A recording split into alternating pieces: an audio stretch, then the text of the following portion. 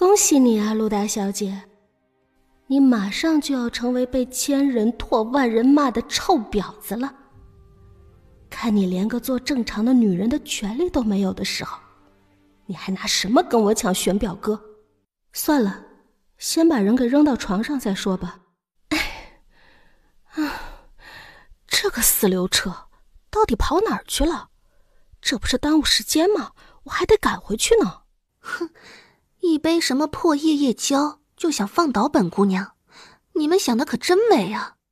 哟，这位倒是听话，让送人把自己也给送过来了。一下2个小美人儿，小爷我今夜可是要赛过活神仙了。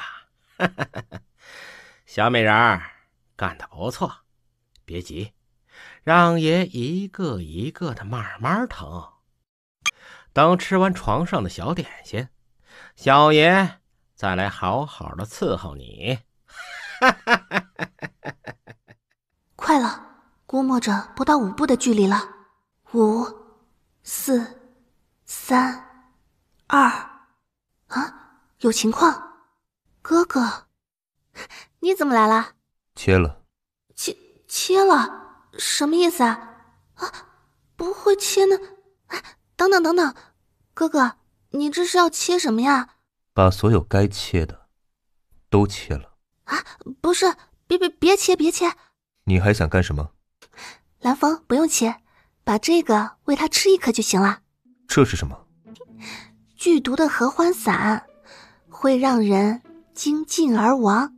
主子，那到底是切呀，还是喂药呀？喂药。头好痛啊！好痛！哥哥，你帮我按好不好？哥哥，你怎么不理我呀？你是不是生气了？你说呢？啊，真生气了？你为什么要生气啊？陆大小姐，你知道你刚才在干什么吗？你在玩火，知道吗？不是，闹了半天，原来你在生我的气啊！我做什么了，惹你老人家生气了？我且问你，你为什么要跟着木山去那个院子？你不知道刘彻这个人是有名的采花大盗、花花公子吗？你竟然还单独去那个院子。哦，原来是这事儿啊！不是已经摆平了吗？就李彻和木山那2个笨蛋，对付他们2个还不是3个手指捏海螺，小菜一碟吗？你也看到了，我是有备而去的。你也知道我是会武功的。再说了，我还有这么多暗器，怎么可能有事儿呢？那我问你，你以为堂堂的庭王府平时戒备森严，为什么今天会这样形同虚设？为什么欧阳志廷会任由这个木山和刘彻这2个笨蛋就这样在庭王府如入无人之境的胡作非为？啊，你知不知道当时暗处可能有多少双眼睛在悄悄关注着这件事儿？你有没有想过，如果刘彻在院子里设了埋伏，你要怎么脱身？退一万步讲，就算刘彻不能得手，如果一大群人去捉奸，把你们堵在院子里了，你说得清吗？你想过整件事的后果吗？可是我想着那个木山既然把局都设好了，我要是不……那木山是个什么东西啊？值得你这样以身犯险？欧阳志玄，你不要把自己说得像圣人一样，还不是因为你自己惹的烂桃花。你为什么不怪你自己，在外面招蜂引蝶，却在这里训斥我？你今天不给你点教训，你是不长记性了是不是？我为什么要长记性啊？我到底哪里错了？其他就不说了，那别的男人的床是你可以随便上的吗？不是，欧阳志玄，请你搞清楚，我那叫上别的男人的床吗？不准扯远，说，到底长没长记性？以后还敢不敢再干这种事儿？为什么这个冰淇淋没有想象中的好吃呢？说。这次长记性了没有？哥哥，这个冰淇淋不好吃，能换个口味吗？那雪儿告诉哥哥，你想吃什么口味的？就那种冰冰的，凉凉的。哥哥，这个冰淇淋好吃，能再来一份吗？雪儿乖，我们先回家，哥哥下次再带你吃，好不好？小姐，你这是怎么了呀？是不是哪里不舒服啊？珍珠，我昨天夜里耍流氓了。小姐，您是不是睡迷糊了呀？您昨天夜里一直在房间睡觉呢，哪儿都没去呀？我是在睡梦里耍的流氓。啊？梦里也能做坏事啊？不是，小姐，这耍流氓到底是什么意思呀？我在梦里，我梦到一个小女孩正在吃冰淇淋，忽然吃着吃着，那个冰淇淋就变成了她的亲哥哥。不对，也不是她亲哥哥，是她身体本尊的哥哥。然后他们就接吻了，然后我就醒了。我对不起陆亦雪，我怎么可以做这么无耻的梦呢？这大早上的，小姐又抽的哪门子风啊？神神叨叨的。不是，小姐，您这也不发烧啊？您怎么就迷糊了呢？这陆亦雪不就是您吗？您就做了个梦而已，怎么就对不起你自己了？我怎么能做这么不道德的梦呢？我对不起陆亦雪。珍珠，有吃的吗？我饿了。哎呀，小姐，您终于知道饿了，可真不容易。奴婢还以为光哭就能哭饱呢。那您最爱喝的木瓜牛乳，还有您喜欢的点心都在这儿呢，奴婢都端过来半天了。你什么时候端过来的？刚才怎么不叫我吃啊？害得我饿着肚子哭了这么半天。哎，小姐，有您这样不讲理的吗？我刚才说了半天话，您有听进去一句吗？算了，搁您这儿还真没有什么道理好讲。我看呀，小姐，您就是理儿他姐，整个路上埋伏的都是您的人，都是您的理儿。死丫头，我看你才是理他妈呢，话里话外都是你的理。高兴啦？不伤心啦？这一有好东西吃，好像是不怎么伤心了。那奴婢呀，就再说一个好事儿，让您好好的乐呵乐呵。什么好事儿？大早上的能有什么好事儿啊？你又想着怎么忽悠我呢？今天早上听说的，就不能是昨天发生的事儿啊。总之，甭管什么时候的事儿，这事儿啊，您一听一准特高兴。哟，还挺神秘的，说来听听。但是丑话说在前头，你要是把本小姐说的不高兴了，罚你1天不准吃饭。不吃饭就不吃饭，但是您要是听着高兴了，可别忘了赏奴婢啊。说吧，把你小姐我听高兴了再说。好好好，说就说。今天一大早，奴婢不是和周嬷嬷去成衣铺给您拿新做的春装吗？结果一到大街上，听到街两边的人呐，三三两两聚在一起，都在议论纷纷。议论什么呀？天上下雨前了？说的是昨天在廷王爷婚礼上发生了件了不得的大事，说的好像是个什么总督吧，好像姓刘，就他们家那个少爷，在咱们圣经有名的花花公子，整天花天酒地七男八女的那个，叫刘什么？刘彻？对，好像就是这个名儿。刘彻公子昨天在廷王府突然死了，据说呀是死在一个女人身上，那个什么太过分了，哎呀，反正他们说的可难听了，就是死在了那种事上。然后呢？关键是你知道他死在谁身上了吗？谁？是幕府的木山小姐，就那个整天装腔作势扭扭捏捏，上次在赏花宴上还算计你的那个木山。听说呀，当时刘夫人带人进入房间的时候，那刘彻都已经没气儿了，木山却还是一副欲求不满的样子，拉着身上的刘彻一直嚷着还要呢。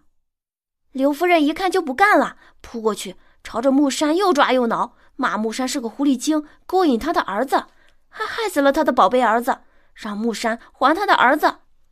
那刘夫人是谁啊？裴贵妃的亲妹妹，廷王爷的亲姨妈。所以啊，当时旁边几个一齐上阵，把那个木山打的呀，只有出的气儿，没有进的气儿了。据当时在场的人说，要不是看木山跟穆皇后还算沾亲带故，估计啊当场就被打死了。不过也有幕府的人看不下去了，说那个刘彻本来就不是什么好人，肯定是刘彻设计陷害的木山。结果一来二去，这事儿就给闹到了皇上那里。哦，皇上最后怎么说啊？皇上能怎么说呀？这就是笔糊涂账呗。裴贵妃这边刘彻人已经死了，人死为大，自然什么也不能再说了。穆皇后那边呢，木山一个大姑娘家的，当着那么多人赤身裸体，归玉是没有了，又被打得只剩下一口气，那情景还不如死了呢。最让人奇怪的是，那个木山也不知道是惊吓过度还是什么原因，忽然就说不出话来了，只叼着一口气，又不能写字，无论众人怎么着急，就是问不出个所以然来。所以最后皇上看在穆皇后和裴贵妃的面上，每家各打50大板，这事儿就这么不了了之了。哼，自古帝王都一样，恐怕最擅长做的事就是平衡各方面的关系。和个稀泥吧。小姐，你是不知道这种事传得有多快。现在呀，满大街的人都在议论，有的说都怪那个刘彻，是他看木山长得漂亮起了歹心，但最后兴奋过了头，把自己给搭进去了，也算自食了恶果。还有的说，那个木山虽然和穆皇后沾亲带故，但是家境一般，一心想高攀刘总督府的高枝，所以呀，巧思美人计，结果一不小心用力过猛，把刘彻给害死了。这个珍珠啊，真是具有八婆的潜质。这说起八卦来，那真是滔滔不绝，口若悬河。小姐，我这说了半天，您怎么就一点也不奇怪呢？我奇怪什么呀？昨天这事儿就是你小姐我做的，是你小姐我为民除害，知道吗？小姐，您说的是真的吗？不可能吧？当然是真的，他们两个想要算计我，所以呢，我也算是正当防卫。竟然还有这种事！这也太可恶了！不是，小姐，您没事吧？昨天没发生什么吧？废话，有事的话我还能好端端的坐在这里吗？恐怕早就跑到大街上，成为了人们茶余饭后的笑柄了。没事就好，没事就好，谢天谢地，菩萨保佑。哼，死得好，死得妙，谁让他们没事竟敢打小姐您的主意？奴婢觉得呀，这样死都便宜他们了，就应该让他们死得比这难看100倍、1000倍、10000倍，让那女的丢到青楼，千人骑万人骂，让那男的横尸街头。小姐，太子殿下的马车到了，殿下在马车里等着您呢。太子殿下，他来干嘛？小姐，您又忘了，昨天晚上太子殿下就派人来送信了，说你们昨天就定好了，今天让你去公主府给昭云长公主治疗头风，让奴婢将一应事务都提前准备好，要不然奴婢大早上的跑什么成衣铺给您拿什么新衣服啊？昭云长公主，好像是有说这事来着，可是好像也没有说今天就去啊。小姐，你就别犯迷糊了，太子殿下都在外面等着呢，咱们赶紧去吧。哦，怎么了？还不舒服吗？是不是头疼啊？过来，我给你揉揉。不用了。眼睛怎么这么红？又哭了？我早上起来哭的。还能和我说话，看来问题还不太严重。大早上的哭什么呢？发生什么事了？我昨天做梦，梦到自己乱，说不明白。到底什么乱了？我昨天晚上梦到一个女孩，她在吃冰淇淋，然后吃着吃着就变成了和她的亲哥哥在亲。你这到底做的什么乱七八糟的梦啊？这傻丫头，满脑子都想些什么呢？哥哥，我昨天喝醉酒，没有对你做什么吧？哦，你都想对我做什么呀？不是，我不是这个意思。哎呀，我是认真的，你不准打岔，我问什么你就说什么。好好好，你问吧。我的意思是，我们两个昨天没有发生什么吧？你觉得该发生什么呀？也不是，就是有没有做一些不该做的事。这样，你先别急，你先跟我说说，都有哪些事是该做，哪些事不该做，我再好好帮你分析分析。我们两个昨天，到底有没有做那些不该做的事情？就刚才我说的做梦的事儿，那个小女孩和她的亲哥哥做那种违背道德的事，万一那个真不是梦呢？你说的这事儿啊，还真没有。啊，那就好，真是太好了，没发生什么事就好，原来还真是一场梦。对了，我们为什么今天要去长公主府？长公主昨天好像并没有说今天啊，或许她昨天也就是随口一说呢。我们就这样贸贸然去了，会不会太唐突了？哦，今天去，自然有今天去的道理。什么道理啊？该不会是你一个人的道理吧？昨天的事听说了吧？听说了呀。怎么了？那不就结了？不是，我们现在去长公主府，和昨天的事有什么关系啊？你真以为欧阳志廷、裴贵妃、刘玉他们那么好糊弄？我糊弄他们什么了呀？你昨天和刘彻见过面，并且和木山一块儿离开的宴会厅，然后又去过那个院子，他们今天很快就能查出来。虽然不知道是不是你做的手脚，但是刘玉可就这么一个儿子，此时他还不得跟个疯狗一样，逮着谁咬谁啊？现在刘夫人完全可以以了解事情经过为借口，将你请过去。你说到时候他们去了陆府，人家儿子都死了，就只是把你请过去打听个情况，你是去还是不去？啊，他们这么厉害呢？那这样说，我岂不是有危险了？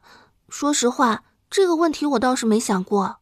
厉害不厉害我不知道，关键昨天是在他们的地盘上，你又是光明正大的和木山出去的，所以他们想查这个事情应该并不难。那我们现在去长公主府干什么？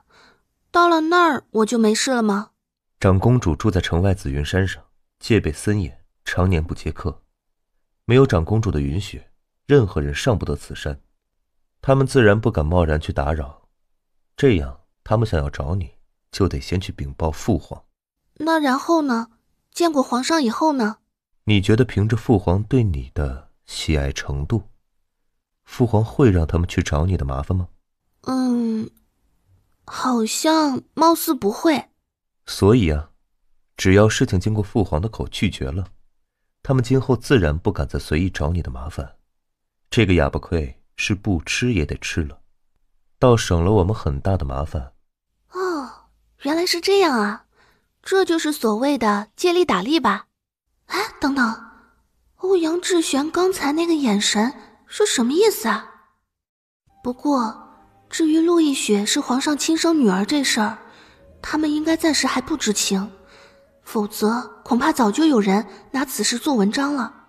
对了，哥哥，你昨天是怎么知道去那个小院里找我的？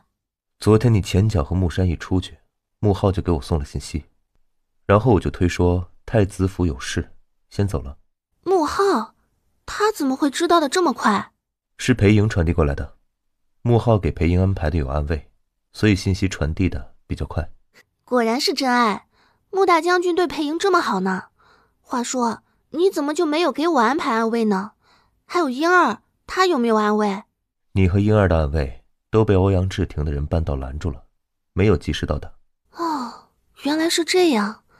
看来这事儿并不是木山和刘彻临时起意，明明有人暗地里帮忙呀。你觉得呢？不过他们也算是百密一疏吧，因为裴莹是裴家人，所以他们并没有防范他。天哪，这么说的话，事情还真不像表面看起来这么简单呢。你说呢？真以为我闲着没事儿小题大做呢？这个臭丫头总算反应过来了，知道厉害了。那然后呢？你是出了庭王府又悄悄返回去的吗？后来穆浩传来的信息是，我们离开小院没多久，裴贵妃和裴国公就带着一拨人去了。他喵的，弄了半天，算计的原来就是本姑娘。这么说的话，事情肯定是裴国公他们安排的了。裴国公和他的2个妹妹肯定是参与了，就是不知道这事儿事前刘玉知道不知道了。如果他提前不知道的话，接下来就比较好玩了。看来有好戏看了。哎，话说回来，你准备给刘玉透露点什么信息啊？现在透不是已经晚了吗？痕迹也太明显了吧。如果不出意料的话，刘玉现在应该已经拿到他希望得到的消息了。这么说，他们很快就要起内讧了。所以啊，这段时间给我乖乖的待在公主府里，没有我的允许，哪儿都不许去，明白了吗？哦，可是我一个人在那儿，要是无聊了怎么办？不会无聊的，我会尽量抽时间去陪你。好吧，貌似听着还不错，怎么就有种放长假的感觉呢？雪丫头来了，快到皇姑母这里来。雪儿见过皇姑母，今日贸然前来，实有打扰，还望皇姑母多多担待。傻丫头，你们到皇姑母这里来小住啊，皇姑母高兴还来不及呢，哪里就打扰了。谢皇姑母抬爱。好好好，真是个好孩子。客套的话就不用说了，到了皇姑母这里，你自是不必拘束，想怎么玩就怎么玩，想住多长时间就住多长时间。好呀，那雪儿就恭敬不如从命了。只是时间长了，皇姑母不要嫌弃雪儿闹腾才好。你这鬼丫头啊，只要喜欢就尽管放心的耍，尽情的闹吧。皇姑母啊，刚好嫌弃这府里平时太清静了呢。哎，真是不比不知道啊，一比吓一跳。雪儿来了这么多次，可一次也没见过皇姑母您这么热情过呢。皇姑母，你有没有闻到空气中飘荡着一股特殊的味道啊？怎么了？什么味道？酸味儿啊，是不是哪家的醋坛子不小心打翻了呀？哈哈哈哈，你这个坏丫头啊！不过雪儿，我告诉你，你这臭小子就是吃醋也没用。你这么多年，什么时候逗皇姑母这样高兴过啊？就冲这点，你也没有雪丫头称我这老婆子的心。皇姑母，其实雪儿也一直都很喜欢你，崇拜你的。感情闹了半天，我才是那个多余的。好了，坐了半天马车啊，你们也累了，有时间我们娘俩再好好唠。院子我已经命人收拾好了，你们先去歇息一会儿，等午饭时我让人去请你们。是，时间仓促，皇姑母还安排的这样周到，让您费心了。好了，自己人啊，就不说这些客套话了。你在这儿多住几日呀，就是对皇姑母最好的报答了。小婵，你带着太子殿下和陆大小姐去准备好的院子里休息吧。这傻小子啊，恐怕是陷进去喽。这眼神和当初驸马爷看我的时候可是一模一样啊。哼，也罢，这样也好，终于啊，能有人让雪儿这匹野马转转性子喽。太子殿下，您的蜜雪阁到了。蜜雪阁，好奇怪的名字啊！这里为什么叫这个名字啊？难道长公主她很喜欢雪吗？这很奇怪吗？也不是很奇怪了。天哪，不要告诉我，这么玛丽苏的名字是旁边这位尊敬的太子殿下起的吧？哥哥不要生气，我并没有其他的意思，只是觉得你一个大男人住的院子叫这么个名字，感觉有点别扭而已。别扭？我住的院子都叫蜜雪阁，这里的这样叫太子府里的也是这个名字，见多了你就不奇怪了。啊，这不是你的院子吗？我为什么要进来？我的院子呢？在哪里啊？陆大小姐，您的院子在这里。那是什么鬼地方？那里以前是太子殿下的书房，是一个单独的小院子，虽然小些，但是东西很齐全的。为什么我要住在蜜雪阁里面的一个小院子？为什么不给我安排一个和蜜雪阁一样大的院子呢？回禀陆大小姐，因为太子殿下喜欢清静，所以蜜雪阁附近没有其他院子了。那就给我安排在其他地方的院子好了，离蜜雪阁远一点也没有关系的。可是这2个院子是太子殿下昨天晚上派人过来吩咐的。啊，竟然是哥哥你安排的，为什么呀？那我不管，我就要住蜜雪阁。要不哥哥你去住益生居好了。可是陆大小姐让太子殿下住小院子，不是，是益生居，貌似有些不合适吧？这样太子殿下会……太子殿下干嘛？吃了我吗？啊，奴婢没有这个意思。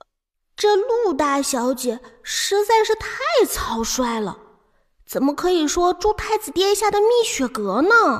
好，既然你喜欢蜜雪阁，那就你住好了。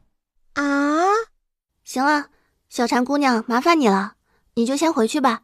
是，这也太奇怪了吧？太子殿下什么时候变得这么好说话了？哎，哥哥，你这爱好也太奇怪了吧？喜欢江南的美女，还得长着桃花眼，又把住的院子叫这么个鬼名字，还什么蜜雪阁？你是特别喜欢雪吗？还是什么？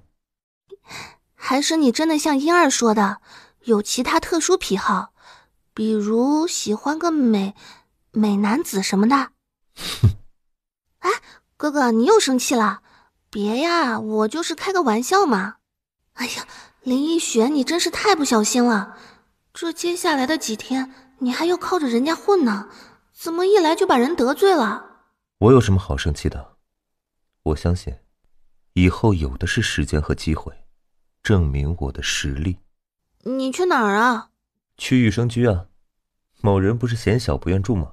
啊，当然，如果你希望我也留下来一起的话，我自然是不会介意的。你天哪，谁能告诉我，明明刚才还一直好好的某人，怎么忽然蛇精病就犯了呢？哎呀，小姐，您就别在那儿愣着了，快进来歇歇脚吧。珍珠，你什么时候进来的？就刚才小姐和太子殿下去见长公主的时候，莫风就拉着奴婢过来收拾房间了呀。那你怎么会在蜜雪阁里收拾？不是一开始说让我们住益生居吗？这个我不知道啊。我们过来的时候，莫风就说太子殿下让我们住的是蜜雪阁呢。哦，对了，还是莫风亲自帮我把行李拎进来的呢，想来是不会弄错的啦。哦，闹了半天是人家早就安排好了，害得我还在那里浪费了半天时间。皇姑母，这个小葫芦是怎么回事啊？这个呀，其实它是一个酒壶。哎呀，皇姑母，你怎么一个人先乐开了？快跟我说说嘛。这个小酒壶说起来还真不是玄儿的，是教他功夫的白太傅的。白太傅？对，那白太傅啊，是教玄儿武功的师傅，功夫也是1等1的好。哦，那这个酒壶是他送给太子殿下的吗？自然不是。白太傅啊，平时人比较严厉，对玄儿的要求也很严格。平时经常因为玄儿的偷奸耍滑，不好好练功，没少体罚他。所以啊，玄儿当时可能对他有些小情绪。白太傅这人呢，有一个小小的嗜好，就是喜欢喝酒，每天啊，酒不离口，酒壶不离手。那应该是在玄儿5岁的时候吧。有一天啊，白太傅可能中午的时候喝了点酒，有点困，然后也就坐在椅子上打了个盹儿的功夫，就让玄儿找着了机会，他竟然就偷偷地给白太傅换了酒。换酒？对，结果第二天人白太傅就不干了，亲自告到了皇上那儿。这么生气啊？那太子殿下给白太傅换的什么酒啊？竟然让白太傅这么生气。他把白太傅的酒给倒了，然后撒了泡尿进去。那白太傅就是个暴脾气，一喝自然就不干了。酒换成尿，他可真行。对了，那白太傅呢？我怎么没有听太子殿下提过他呢？白太傅几年前已经因病去世了。其实后来玄儿和白太傅的感情可以说是情同父子，一直很深厚。没和你说起过，应该是他不愿意提起那段伤心的往事吧。那照这样说的话，太子殿下小时候是不是很调皮啊？何止是调皮呀，那简直就是个孙猴子转世。这盛京城是再也找不到第二个比玄儿还调皮的孩子了。这么出名呢？那还有什么有趣的事儿啊？您都跟雪儿说说呗。玄儿那些调皮捣蛋的事儿呀，皇姑母坐在这儿说上3天3夜，恐怕也说不完。你知道吗？玄儿现在后脑勺那儿还有一个疤呢。后脑勺？还真没在意，怎么弄的呀？哎呀，皇姑母，你就别卖关子了，快说说，快说说。好好好，皇姑母都告诉你，行了吧？这事儿啊，是玄儿6、7岁时，有一次来到祥云山庄，一会儿没看住，那熊孩子竟然爬上树去掏鸟窝了。结果大鸟回来了，对着他就是一顿猛啄。惊慌失措中，玄儿就从树上摔了下来。当时摔的呀是满头的血，可把我给吓坏了，抱着他就是一通猛哭。还好一切都只是有惊无险，大夫来了之后很快就止住了血，不过脑袋后面那个疤算是留下来了，接也接不掉了。上树掏鸟窝摔破脑袋，哥哥竟然连这事儿都干过。可不是嘛，玄儿小时候做的坏事啊，哪止这些呀，比这出奇的多了去了，简直就是糗事一箩筐呢。还有好多有趣的呢，等皇姑母以后啊，慢慢都说给你听。好好好，皇姑母，你一定要挑那些糗出的大的讲，这样啊，我以后也好。哼，咳什么咳？我才不怕你呢。皇姑母，说了这么半天，您肯定累了吧？来来来，雪儿给您揉揉肩，按按背。哟，玄儿什么时候来了？别站着呀，快坐，快坐。皇姑母和雪儿说什么呢？雪儿可是大老远就听到你们的笑声了。也没说什么，就和雪儿啊说些你小时候的趣事罢了。皇姑母确定您说的是趣事？是，应该是吧？不信你问问雪丫头。那当然是相当有趣啦。哎呀，皇姑母，雪儿还没有听过瘾呢。您不是说要给雪儿说3天3夜的吗？这半天还没到呢，雪儿还要听。你这孩子呀，怎么像个小馋猫似的？好好好，那皇姑母啊，再给你说一段。不行，至少得说5段。丫头呀，要不还是先说1段吧。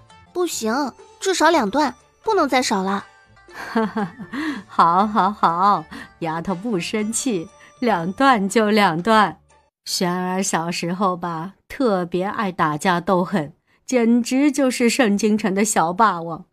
就算一些年龄比他大些的孩子，也经常被他欺负的。也不能说是欺负人，主要啊是爱打抱不平了。幕府啊有个小子叫穆浩的，你知道吧？穆大将军，当然知道啦。怎么啦？他们两个打起来了。他们两个打起来？怎么可能啊？穆浩那个小子吧，比璇儿小了半岁，也是个痞得没天儿的熊孩子。他和璇儿啊，是自打小两人就臭味相投，光屁股的时候在一起玩，长大后更是好的穿一条裤子。那几年啊，他们两个在一起可没少作恶。啊，不是，主要是穆浩带着璇儿做了些坏事。哥哥，你不是还有很多重要的事情要处理吗？皇姑母这里有我陪着，你就放心吧，赶紧去处理你的正事去。那几年啊，战争比较频繁。有一年，东藩国被打得狠了，派了几个人过来和谈。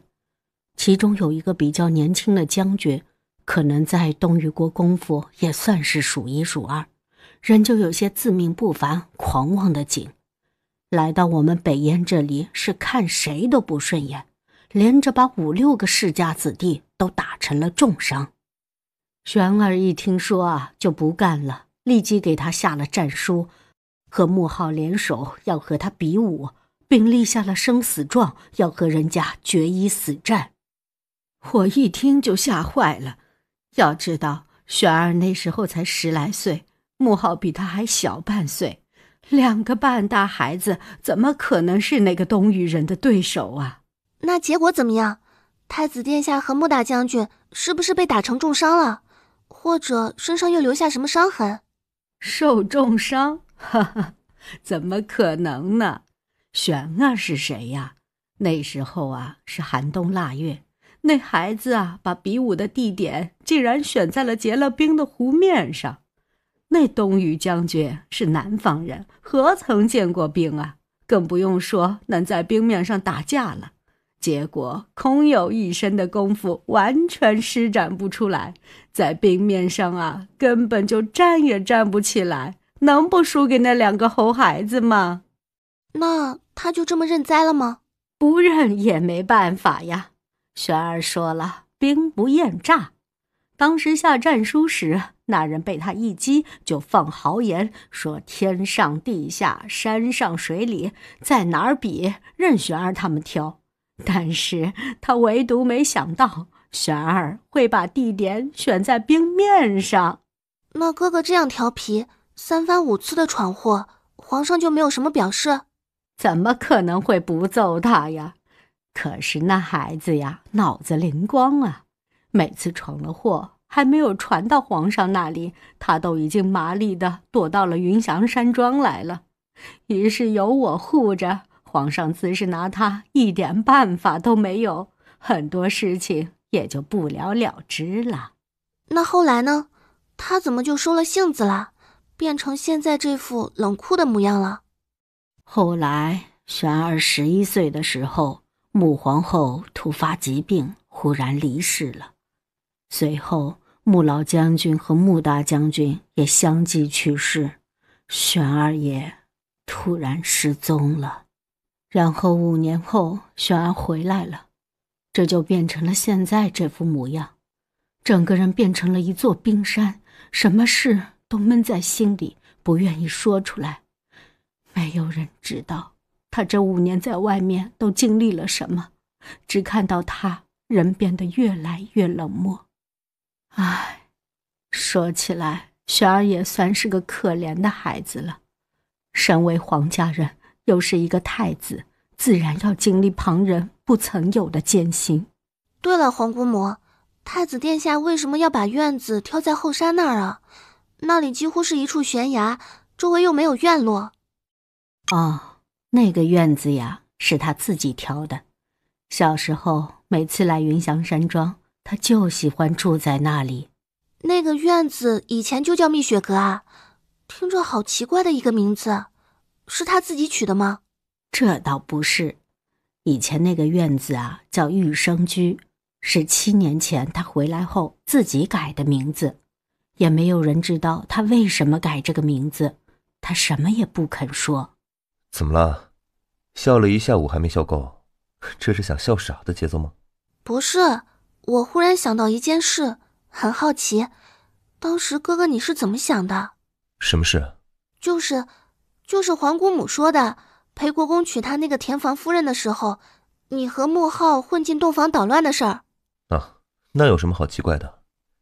自古民间不就有闹洞房的说法吗？不对吧？我怎么听皇姑母说，你们好像并不是闹洞房这么简单。明明是你和穆浩那天偷偷躲进人家衣柜，晚上人家夫妻二人衣服都脱了，正要行房的时候，结果你和穆浩绷不住笑了出来，害得那裴国公新婚之夜都没有形成周公之礼。你皇姑母怎么连这些都跟你讲？讲这些怎么了？皇姑母跟我讲的可多了。皇姑母连你把自己装扮成小宫女看皇上行房的事都跟我讲了，怪不得听说某人府里会美女如云呢。原来父皇这榜样的作用真是不可低估。哼！哎，又生气了，你倒是等等我啊！小姐，您还没有睡着呢。那奴婢进来陪你聊聊天吧。好，进来吧。小姐，您这是认床睡不着吗？哎，珍珠，你说这好好的院子为什么要起蜜雪阁这么个名字啊？雪有什么好蜜的？一到冬天不漫山遍野的都是吗？小姐，这没必要蜜的就非是雪呀，也有可能寻的是人呢。小姐您的名字里不就有一个雪字吗？哦，对呀，我怎么就没想到呢？哎，不行了，小姐，你不睡就不睡吧，奴婢要去睡了。这都快困死了。小姐，奴婢劝您也早些歇了吧。蜜人？蜜谁呢？蜜陆亦雪？显然有些不太可能啊，都已经是未婚妻了，没必要再蜜了呀。对了，听长公主说欧阳志玄曾经外出5年，难道是外出的时候碰到的红颜知己？算了，不纠结了，反正蜜谁都是我嫂子，爱蜜谁蜜谁，就让她蜜去吧。小婵，你怎么这么早就过来了？这是有什么事要找我们大小姐吗？不是的，珍珠姐姐，是长公主特意叮嘱奴婢的。小姐在山庄的这些日子，就让奴婢在这里配合您服侍大小姐的。你们要是想去哪儿，奴婢都可以带你们去的。你带我们去？陆大小姐，珍珠姐姐，你们别看小婵年龄小，但是小婵是在这云翔山庄长大的，对这山上的每一棵树、每一株草都特别的熟悉，甚至哪棵果树结的果子好吃，哪棵树上有几个鸟窝，哪片林子里野鸡多，哪条河流里有几条小鱼，奴婢都知道的。得，我算是听出来了，这个长公主是给我发来了一个小吃货啊。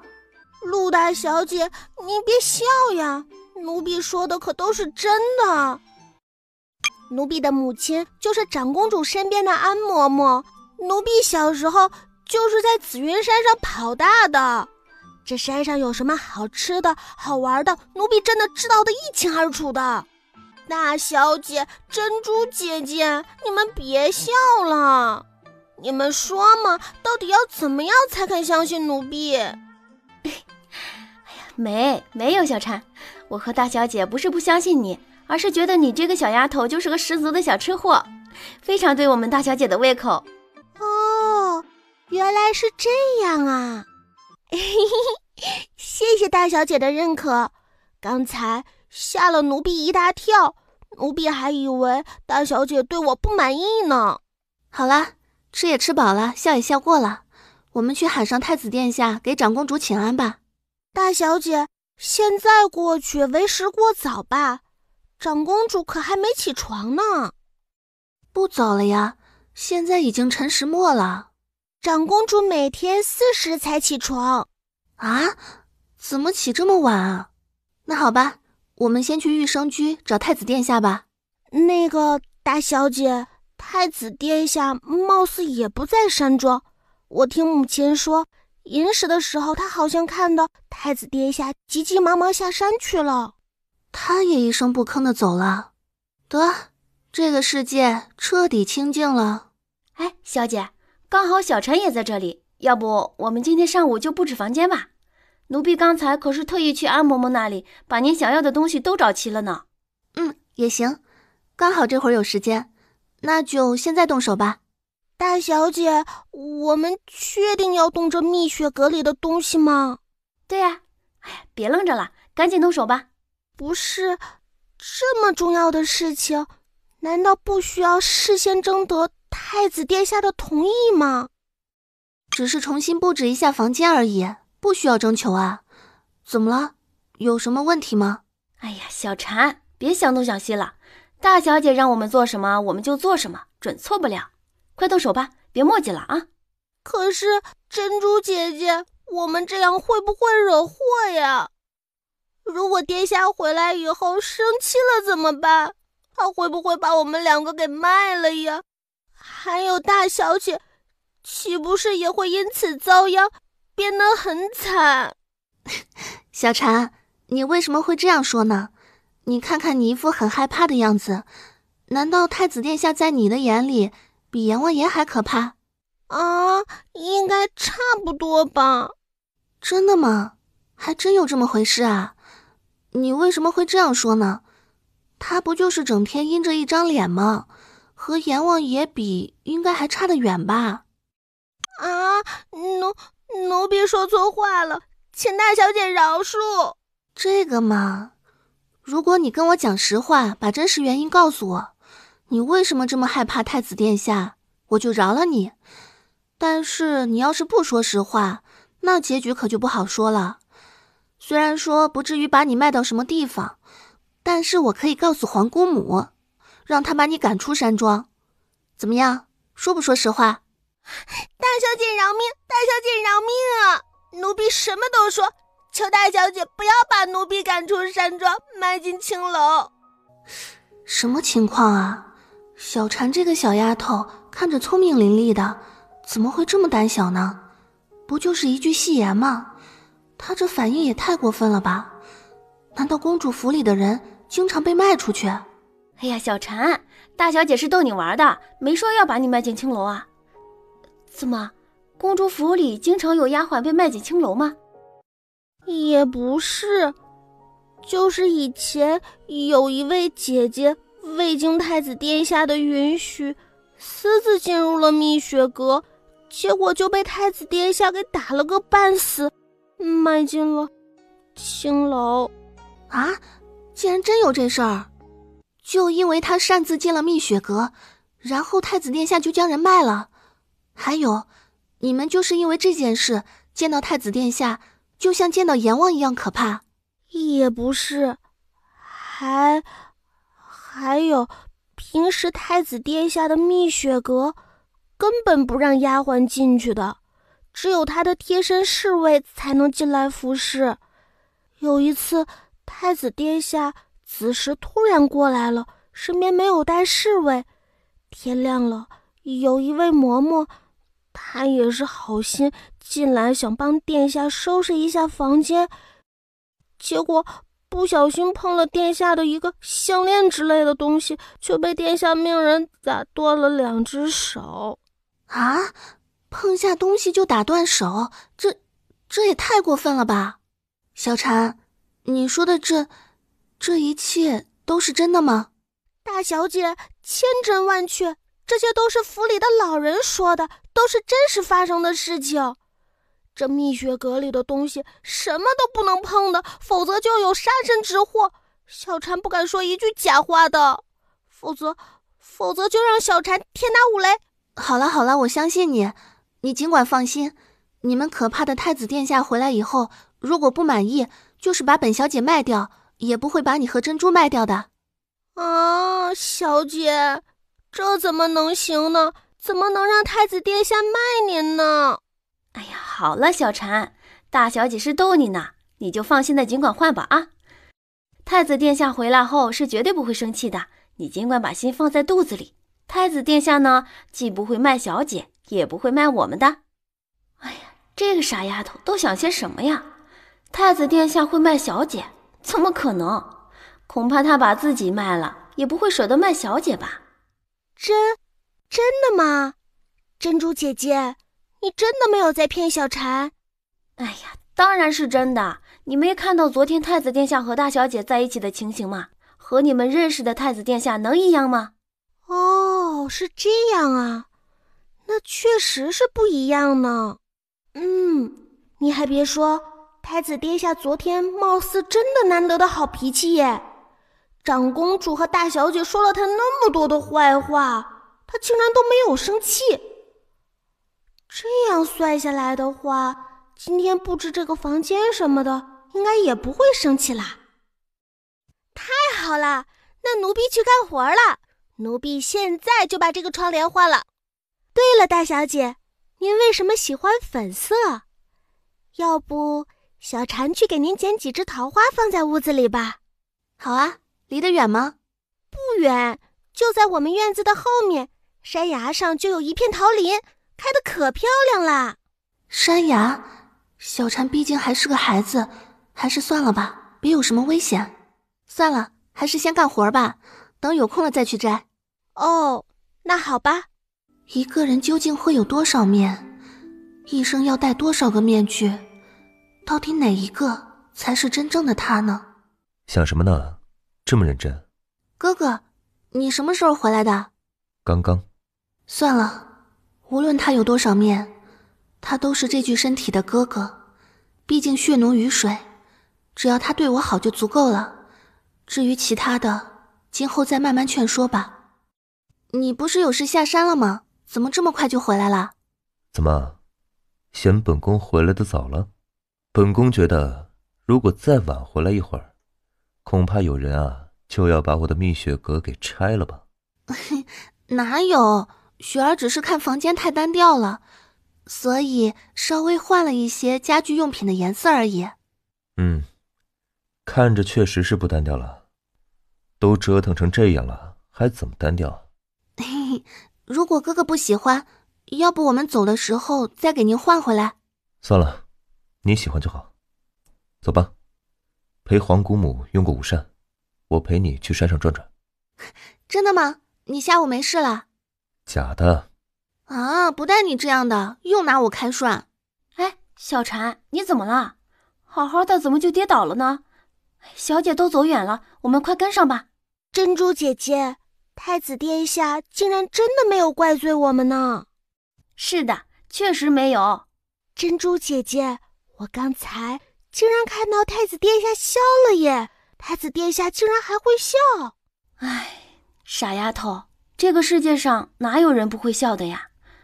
其实世界上根本没有高冷的人，只是人家不想对你笑而已啊。皇姑母，您怎么了？是不是哪里不舒服啊？雪丫头来了。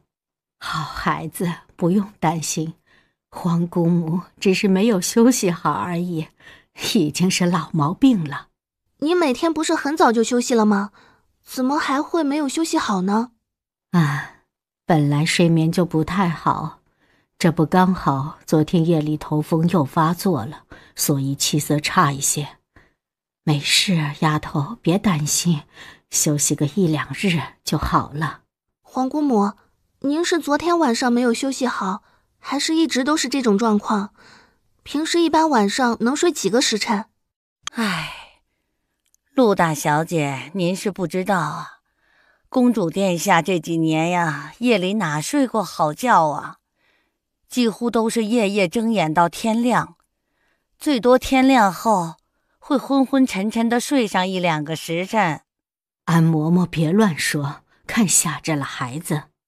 丫头别听安嬷嬷瞎说，皇姑母没事，身体好得很。你可千万不能跟薛安说，知道吗？皇姑母，休息不好可是马虎不得的，这是病，咱们不能讳疾忌医。您平时都没有找太医看吗？怎么可能会不找呢？但是药吃了不少，效果一直不太理想，所以最近就懒得吃了。好孩子，不伤心啊，皇姑母没事的，你们好好的就行了，不用担心皇姑母。可是针灸治疗失眠和头风效果都不错的呀，难道就没有太医建议皇姑母试过针灸治疗吗？还有师傅呢，他医术那么高超，就没来给您看过吗？哎呀，陆大小姐，您也知道，宫里那些女医的医术都不行的，只是会治一些简单的风寒而已。而医术算得上高超的，偌大一个太医院，也只有樊院使了。可是他又身为男士，倘若长期来云翔山庄这里针灸，自然是不方便的，所以也就……唉，果然是封建制度害死人。皇姑母，您怎么就把雪儿给忘了呢？雪儿可以帮您治疗的，只要您按照雪儿的叮嘱服药，配合雪儿进行针灸治疗，雪儿保证能让您今后每天都睡个好觉，好不好？哈哈哈，好孩子啊！皇姑母那天其实只是单纯的想给你撑下腰，没想到竟然真的就要让你给皇姑母治病了。长公主啊，这是您结的善缘呐，您行了善，所以就自然有了善果。当时啊，您虽然是单纯的为了陆大小姐解围，但是陆大小姐却正好能治您的病，这就是缘分呀。是呀是呀，这说明本宫和雪丫头确实有缘分呐。好了，好孩子，咱们先吃饭，吃完饭再好好讨论治病的细节吧。哎，陆大小姐，真是辛苦您了，效果怎么样？我们长公主她……安嬷嬷放心，长公主已经睡着了。睡着了？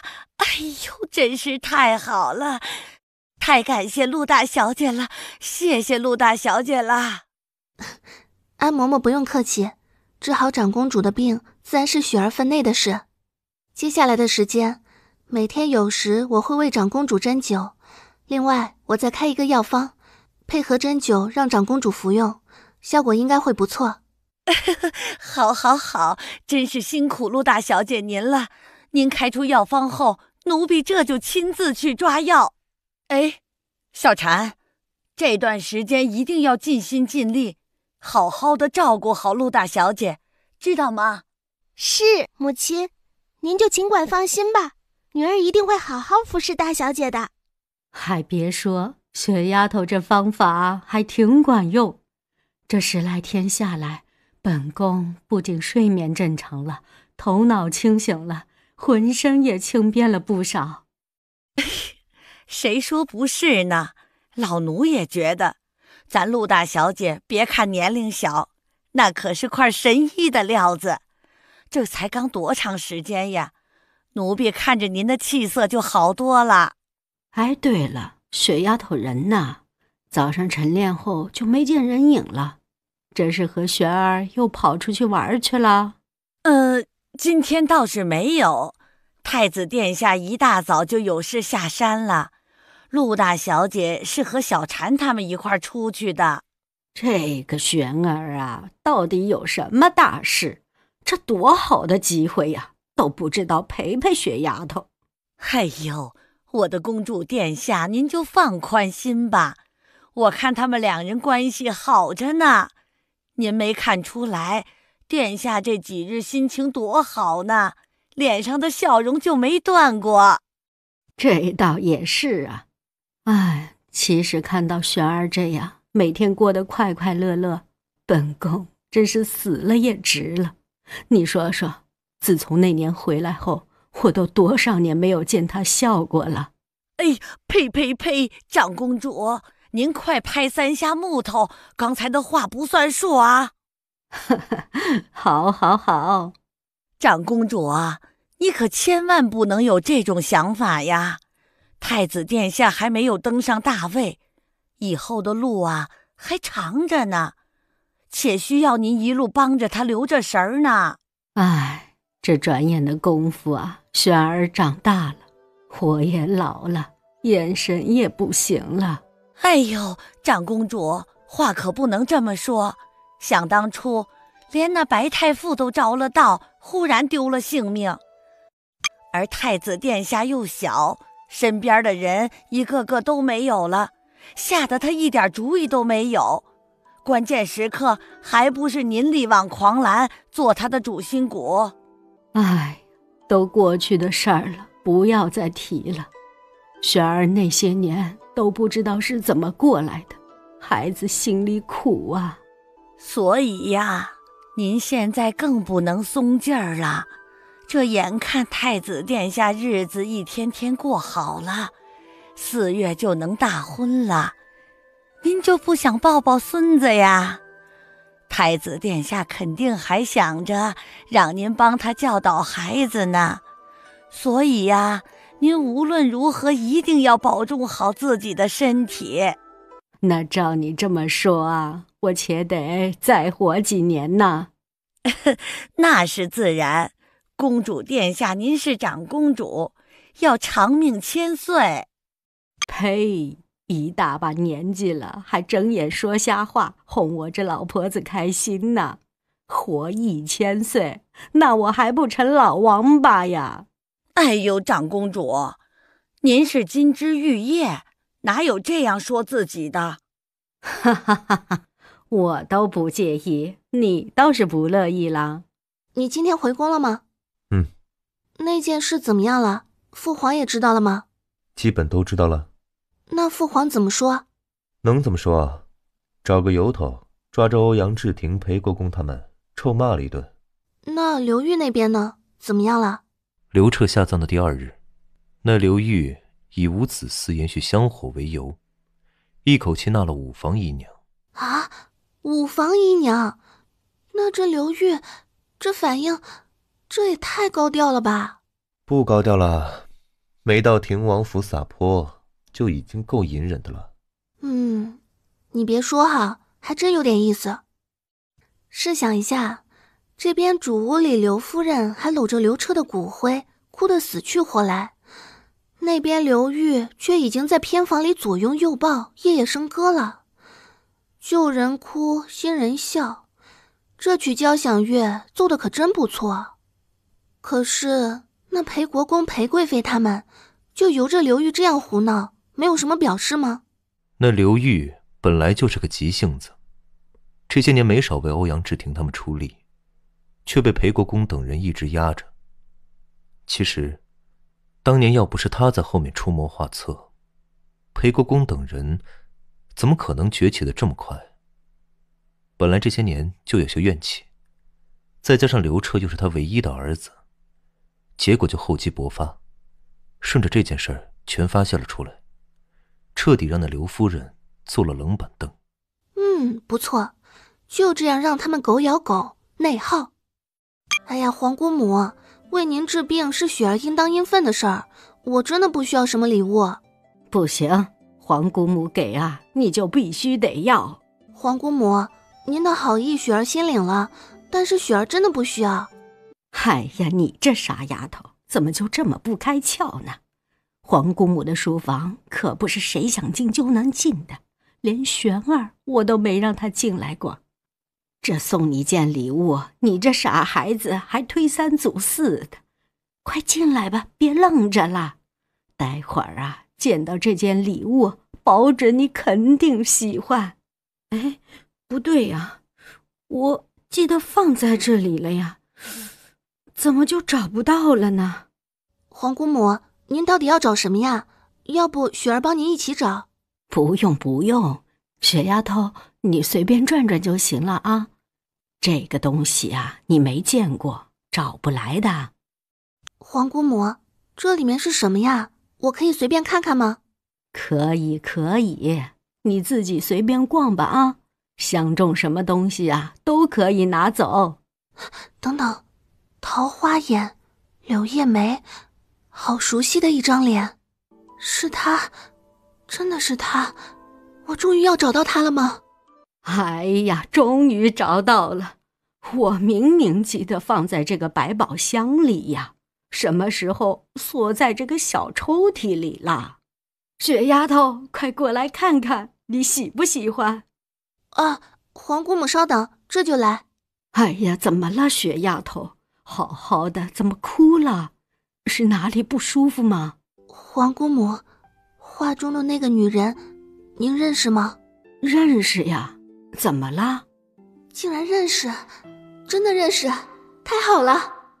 皇姑母，您能告诉雪儿，她现在人在哪儿吗？哎呀，傻孩子，想母亲啦？还别说，那天啊，无意间皇姑母在看到你母亲的画像，皇姑母啊，也曾一度怀疑这两个人是否是一个人。但是孩子，仔细看，你就会发现，画中的女子和你的母亲完全不是同一个人，只是外貌有几分相似而已。皇姑母，那她究竟是谁啊？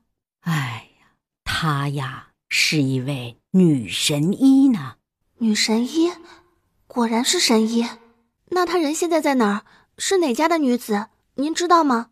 这个，皇姑母啊，还真不知道。皇姑母，您老人家再仔细想想，您这都有她的画像，怎么会不记得她是谁呢？哎呀，孩子呀，并不是皇姑母有意隐瞒，这个女神医呀，皇姑母确实是不太知情。当年皇姑母遇到她时，是在一个深山里面，接触的时间并不长，所以对她的情况了解的也并不多。深山里？为什么她要住在深山里啊？她是孑然一人吗？身边难道没有丈夫或者孩子吗？应该是有丈夫的，可是我们却没有荣幸见到。皇姑母当时病着，精神也比较差，而这位女神医呢，又一直很忙，不断有知名而来的病人啊前来请她，所以皇姑母并没有什么机会了解太多这位救命恩人的情况。说起来啊，这也是皇姑母这么多年来心中一直以来的一个遗憾啊，一直想报恩，却苦于寻不到人啊。病了？救命恩人？皇姑母，您当时怎么了？病得很严重吗？哎呀，这事儿啊，说来话长，还得从10几年前说起。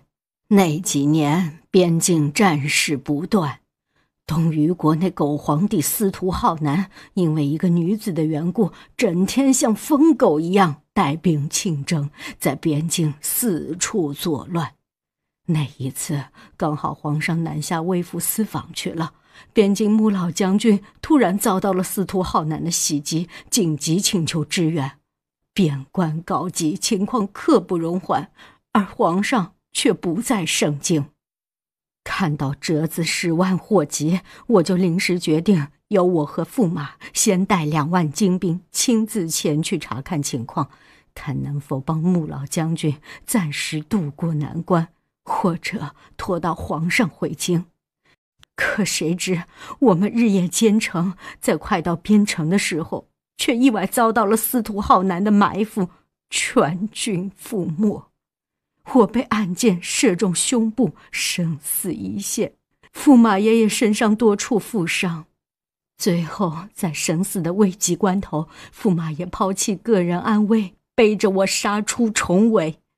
为了躲避敌军的追捕，驸马爷带着我单骑朝着一处深山跑去，最后在一处山谷中迷了路。山谷？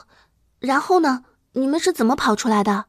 看我当时都快不行了，只剩着一口气，后面又有追兵，驸马爷也是急坏了，背着我就沿着一处河流，向着远处玩命地飞奔而去。最后驸马自己也不知道他到底跑了多长时间，跑到了哪里。竟然在他精疲力尽，实在跑不动的时候，就遇到了外出采草药的女子。那女子将我们带到了一处山谷里的小竹屋里，后来我们才知道，那是她专门为病人治病的地方，也就是画中的女神医了。万幸的是，这女子啊，医术十分高超，可以说是具有起死回生的能力，被当地百姓尊奉为女菩萨。那位女神医把你救回去的吗？确实如此，是那位女神医把我从鬼门关拉了回来。其实当时救治我的时候，驸马爷的伤情也很严重，身上多处重伤，血流不止。但是因为我当时情况紧急，驸马爷就一直央求女神医先对我施救。结果等我脱离生命危险的时候，驸马爷已经因为伤情过重，失血过多，昏迷了，并且驸马爷从此落下了严重的后遗症，身体一直没有恢复过来。危难时刻见真情，驸马爷真是把您的生命看得比他自己的还重要。或许这就是真爱吧，为了爱人不惜付出自己的生命，这样的爱情才是由衷的让人敬佩，胜过一切的甜言蜜语。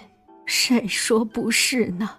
是我欠了驸马爷一条命，如果不是因为我，他怎么可能这么多年身体每况愈下，早早的就离开了人世。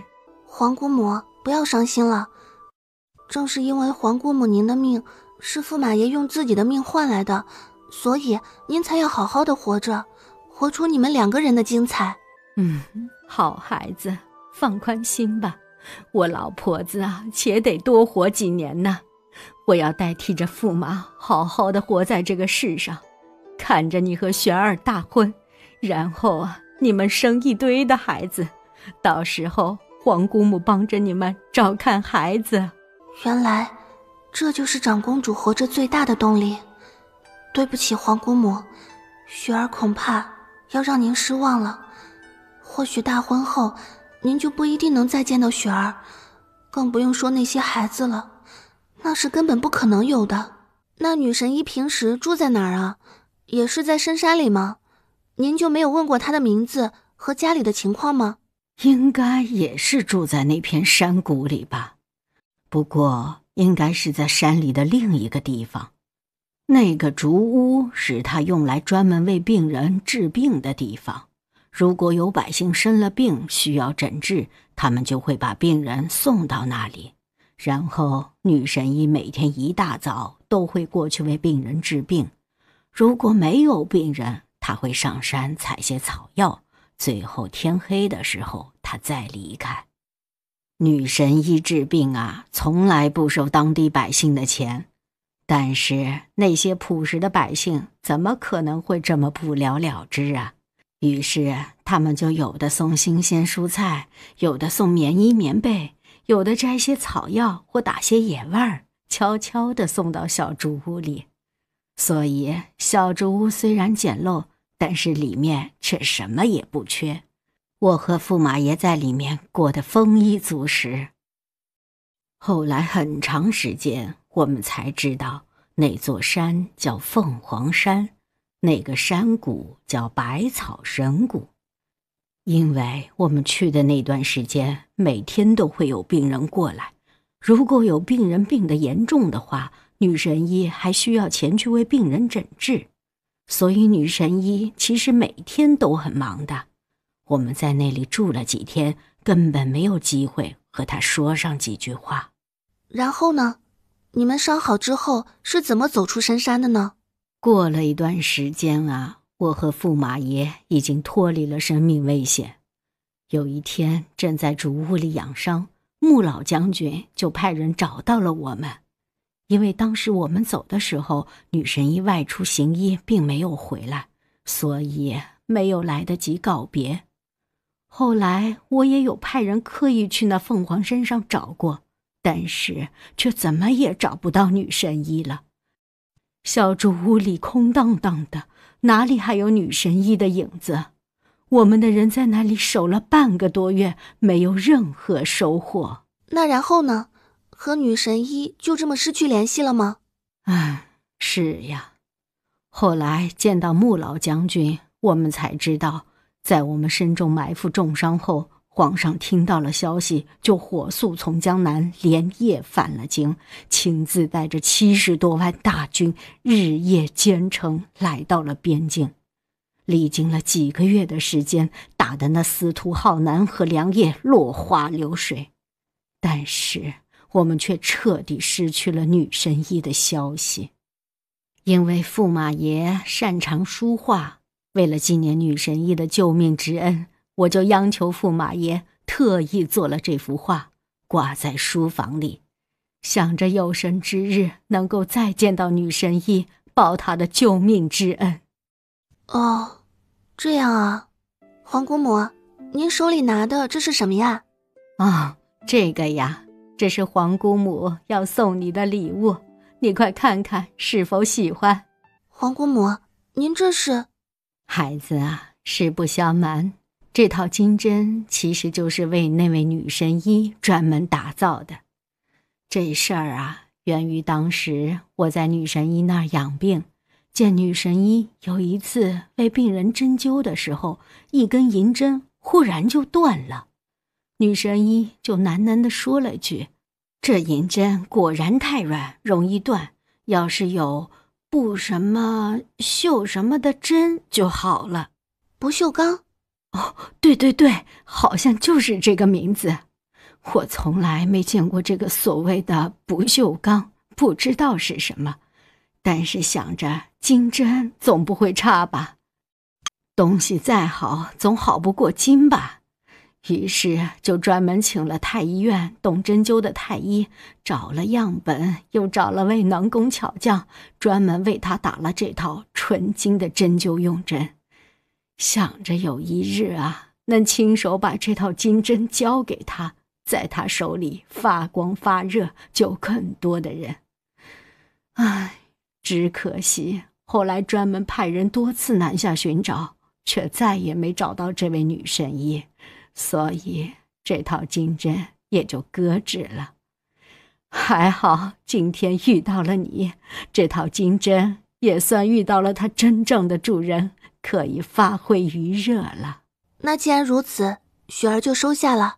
雪儿，怎么了？怎么到现在还不走？皇姑母在跟我讲一位女神医的故事。当年女神医救了皇姑母和驸马爷的命，皇姑母还专门为女神医打造了一套金针呢。现在送我啦。是不是凤凰山上的那个女神医啊？哎呀，这都什么时候了，你们两个怎么又讲起那些陈年旧事了？这样吧，我都听皇姑母说了无数遍了，你想知道什么？一会儿到马车上，我慢慢给你讲。咱们快走吧。好了，故事也讲完了，礼物皇姑母也送了。雪丫头啊，你就赶紧跟着雪儿回去吧，等有空了再来，皇姑母好好再给你讲。怎么了？时间已经不早了，快走吧。哥哥，墙上那画中的女子就是皇姑母说的女神医，你知道吗？我知道你是因为学医，所以看到女神医会格外感兴趣。但是咱们今天还要回圣经呢，要不等你集济过后，什么时候有空了，我再陪你到山庄住几天。到时候你好好让皇姑母给你讲女神医的故事，好不好？好吧。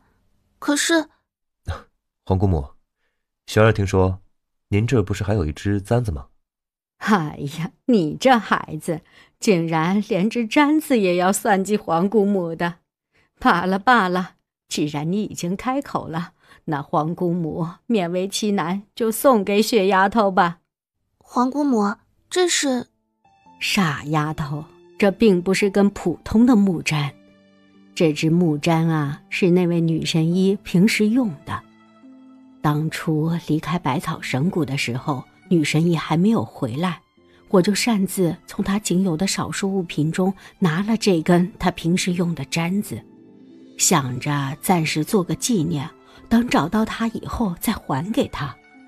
结果不曾想倒成了唯一的纪念之物。不过今天皇姑母看你这孩子确实和女神医有缘，再加上你们都是行医之人，那这根簪子皇姑母还是送给你吧。希望你以后也能像女神医一样，秉承医者仁心，能够救死扶伤，治病救人。谢皇姑母。皇姑母放心，雪儿一定不会让您失望的。皇姑母相信你，赶紧回去吧。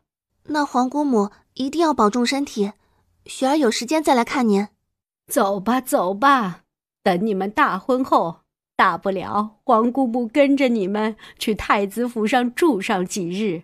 皇姑母放心吧，等大婚之后，雪儿就把您接进太子府。好，好，好，皇姑母啊，等着这一天。主子，这是那边刚刚送回来的，说……雪儿，你看看这个。哥哥，这是什么？谁的诊断证明？这是陆夫人成亲之前的诊断证明。是母亲的。陆母竟然有遗传性哮喘，怪不得冯管家会说陆母身体一直很虚弱，并且3不5时的经常发病，竟然是遗传性哮喘。天哪，这病的遗传概率非常高，真是万幸我没有被遗传。虽然我不是真正的陆亦雪，但是我占用了人家的身体，所以就有这个义务替他查明真凶。母亲，雪儿就快要查出真凶，为您报仇了。怎么了？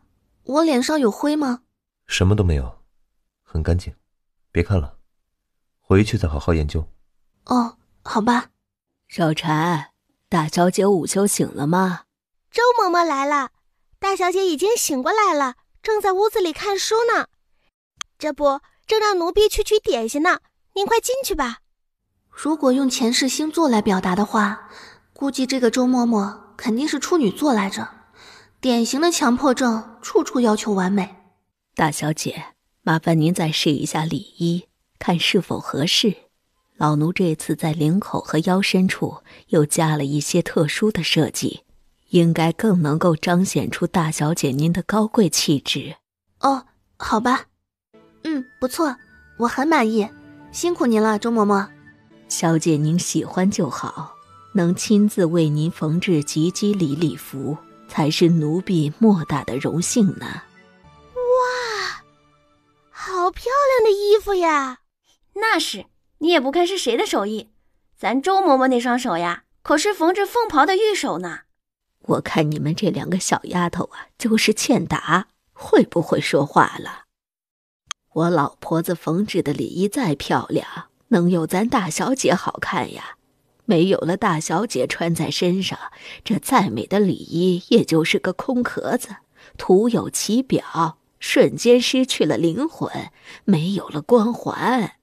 那肯定的呀，咱家大小姐是谁啊？未来的太子妃。这在整个北燕，咱要是称第2，那绝对没有敢说第1呀。我们家大小姐的美啊，那是前无古人后无来者，闭月羞花沉鱼落雁之容啊。估计这连天上的仙子见到了我们小姐都要退避3舍，逊色3分呢。去你的吧，你这鬼丫头这张巧嘴越夸越没边了。你这是在夸我吗？我怎么听着像是在说月里的嫦娥仙子啊？小姐，你可真是冤枉奴婢了，奴婢这句句可都是肺腑之言。好了好了，快别在那演了，快过来帮我换衣服。哎呀，珍珠姐姐，你可真坏，笑得小禅肚子都疼了。既然礼仪没有问题，老奴也就放心了。小姐您快些用汤和点心吧，奴婢就先告退了。嬷嬷慢走，我去送送你吧。小姐，您为什么每天都要喝这个汤呀？它真的有那么好喝吗？不错呀，很好喝。小姐骗人，奴婢刚才尝了一下，就是道普通的汤，并没有您说的那么好喝。您还天天的喝，就不会厌烦呀？你这个小馋猫，反了天了！偷喝我的汤，还在这里嫌3说4，我有让你喝吗？是小姐我要喝，好吧？是奴婢好奇，珍珠姐姐就让奴婢喝了些尝尝。哎，小馋，姐姐我可是好心呐，看你馋的不行，好心让你尝一口。你这鬼丫头怎么能就这么轻易的把我给卖了呢？啊，珍珠姐姐不要生气，小馋错了，小馋真的不是故意要出卖您的。哎，小馋，你是不是搞错了？我可是你们的主子啊，你怕你珍珠姐姐生气，就不怕我这个小姐生气吗？啊，小姐别生气，小婵刚才并不是故意的。小婵，你眼里只有主子，根本没有我这个姐姐。你珍珠姐姐，我要生气啦！珍珠姐姐，哎呀，小姐，珍珠姐姐，哼，小婵不要理你们了，你们两个又合伙欺负我。好啦好啦，逗你玩的，别生气。小姐，我答应你，等再过几年啊，让你也每天喝点这个汤，到时候你就知道它的好处了。什么汤这么好喝呀？自己天天喝还不算，还要让你的丫鬟也喝？老爷，真是稀客呀。父亲，您来了，快快请坐。你们两个丫头先退下吧，我和你们小姐说点事儿。丫头啊，就想什么事儿呢？女儿失礼了，还请父亲原谅。女儿刚才是在想，父亲您已经很久没来女儿的飘雪阁了。哎呀，说起来啊，都是为父的过错，平时忙于生意，忽略了对你的照顾。女儿晓得的，父亲这样忙碌，还不是为了咱们这个家吗？真是好孩子，这么理解父亲。想想啊，这时间过得可真快呀！转眼你这后天就要及笄了，及笄后可就是大人了，再也不是那个躺在父亲怀里的小娃娃了。真是影帝级的人物啊，这戏演的真是父女情深啊。对了啊，说起及笄，为父倒是有件事情需要跟你商量一下。父亲有话尽管吩咐便是，女儿一切都听父亲的。演戏谁不会啊？不就是个及笄礼吗？一个形式而已，让谁家不是家呀？不管怎么说，我总是他名誉上的女儿，他总不能上大街上拉个乞丐过来为我加鸡吧？这就好，这就好。父亲还真怕你有其他的想法来着。听到你这句话呀，为父也就放心了。这及笄礼上，父亲想请你秦府的舅母为你加鸡。竟然是秦府的人，还舅母？陆远呢？陆远，你真好意思开口啊？这是受了秦府的威胁了，还是恩惠了？还是又想要为陆一双做什么打算了？看来还是我太单纯了，整件事情只猜到了开头，却没猜中结局。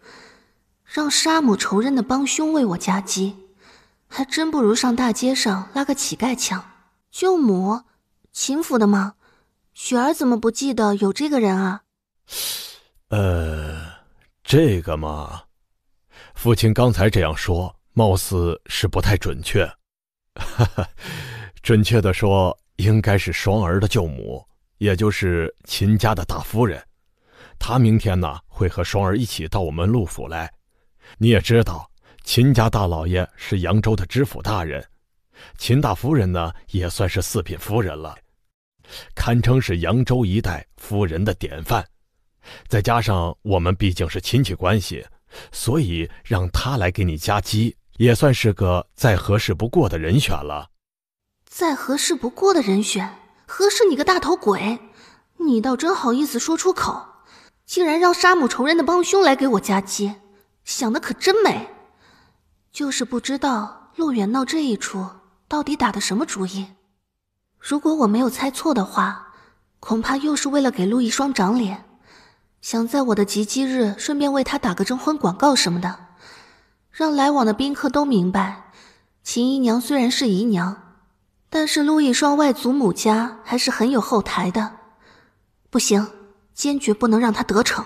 父亲，女儿斗胆说一句，让秦大夫人当家鸡的人选，貌似不太合适吧？为什么？你什么意思？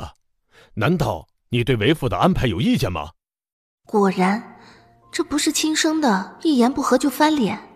不行，看来必须寻个靠山，找个挡箭牌了。父亲精心细选的人选，雪儿自然是没什么意见，但是很可惜，雪儿已经……加鸡人选我们已经定了，昭云长公主了。啊，太子殿下。前几日我们从云翔山庄回来时，和长公主已经商议好了，后天雪儿及笄，长公主会亲自过来为雪儿加笄。长公主能来给加笄，自是再好不过了，真是我们雪儿三生有幸啊，竟然劳得长公主大驾光临。哎呀，昭云长公主都亲自出马了，看来秦家大夫人是彻底没戏了。只是可惜了双儿啊，本想借着这个机会让她好好露露面呢。想来陶朱公应该每日都很忙吧？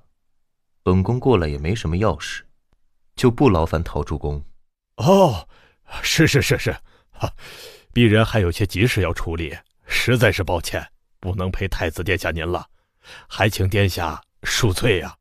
哥哥，你这个时候怎么过来了？怎么，这是不欢迎我吗？如果我没有记错，本宫可是刚为某人解了围，这及笄还没有结束呢。这人呐，总得过完河才拆桥的好。您这人可真是会举一反三呢。我是这个意思吗？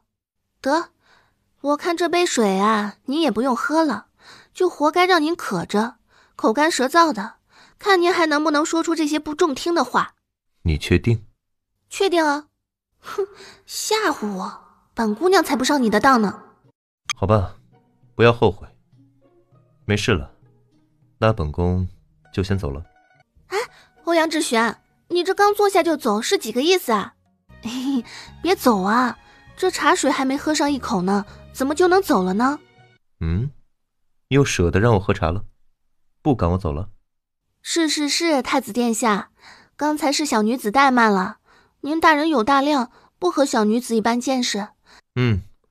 这态度还算凑合。东西呢？拿来。什么东西？礼物啊。我记得刚才好像没说要送你礼物呀。没礼物，你坐在这里喝什么茶啊？我去，弄了半天是在逗我玩呢，害得我伏低做小，白献殷勤了。身为未来的太子妃，咱能不能不这么小气？至于吗？这没有礼物，茶水都不让喝了？小气吗？我这怎么能叫小气呢？好，你不小气啊，咱一点儿也不小气，是本宫用词有误。就是，本姑娘这叫势利，好不好？这个词貌似还不如小气呢。小气也好，势利也罢，反正就这样了，一时半会儿也改不掉了。说吧，今天这么一反常态的，没有夜探香闺，正大光明的来了，到底什么事儿吧？喏，给你。什么呀？礼物呀。真的有礼物啊？打开看看。檀木香簪，愿得一人心，白首不相离。是你自己亲手刻的？送你的及笄礼，不喜欢吗？哥哥你亲手刻的，雪儿自然喜欢，只是这句话刻的貌似不太应景，还愿得一人心，白首不相离。就你这个花心大萝卜，什么时候有这么宏大的志向了？那就是不喜欢了。挺好看的。喜欢就好。哥哥，你这么好的手艺，快说说是拿着哪个美人练的手啊？是许昭仪、魏昭容，还是朱淑媛啊？话说回来，哥哥，及笄日是后天，你怎么现在就送礼物啦？我这段时间有些事，可能会离开几天，所以提前把礼物给你送过来了。有事离开，要去很长时间吗？不好说，顺利的话10天左右吧，慢则月余吧。要走那么长时间啊？好了，不要不高兴了啊，哥哥很快就会回来的。那你自己路上一定要注意安全。对了，你稍等一下，我帮你拿一些外伤之类的药，你随身带着，毕竟一个人在外面难免磕磕碰碰的。用不了这么多药，没什么危险的，就是去查一件事情。好吧，那你至少也拿上1、2样。这些药丸治风寒的，这个药粉是治外伤的，这些你一定要带上。那你这段时间啊，一定要乖乖的待在家里，无论遇到什么事情，都要等哥哥回来再处理，知道吗？知道了，你就放心吧，你在外面照顾好自己就行。我每天待在府里，大门不出二门不迈的，能有什么事儿啊？好，那我就先走了，切记，万事等我回来。哦，记住了，记住了。哦，对了，还有这个送给你。这是什么呀？自己看。竟然是一对耳环。哥哥，你刚才不是已经送过我簪子了吗？怎么又送一副耳环啊？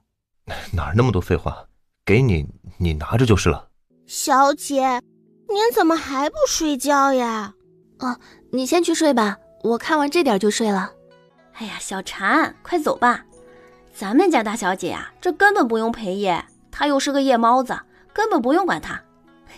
慢慢你就习惯了。哦，小姐，那我和珍珠姐姐先去睡了，有什么事儿您就喊一声，我们立马就过来。去吧。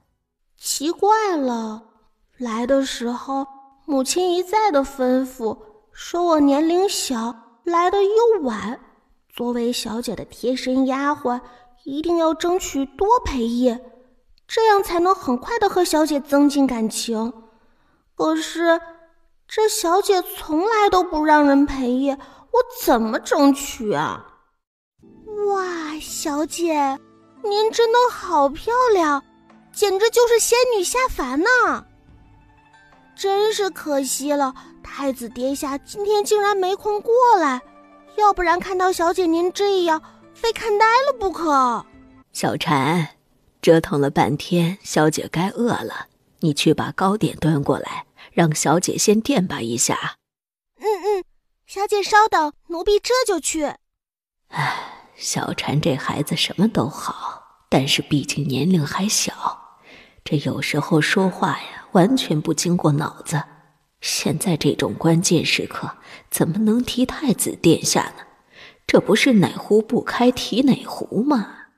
小姐啊，您别听小婵那丫头胡说，这太子殿下虽然今天不能来，但是不是一大早就派人送来了一堆精心准备的礼物吗？说明啊，太子殿下还是把您放在心里的。现在外面已经陆陆续续有客人到了，待会儿您可什么都不要多想，今天是您最重要的日子，您一定要美美的把今天过好了。嬷嬷，您放心吧，我不会往心里去的。小姐，皇上和皇后娘娘赏赐的礼物都到了，老爷让您去大厅谢恩呢。可是小姐，这些糕点怎么办呀？你还吃吗？糕点就不吃了吧，我们走吧。小姐莫急，你先吃一些糕点，早膳用得早，今天的及笄仪式且得一会儿呢。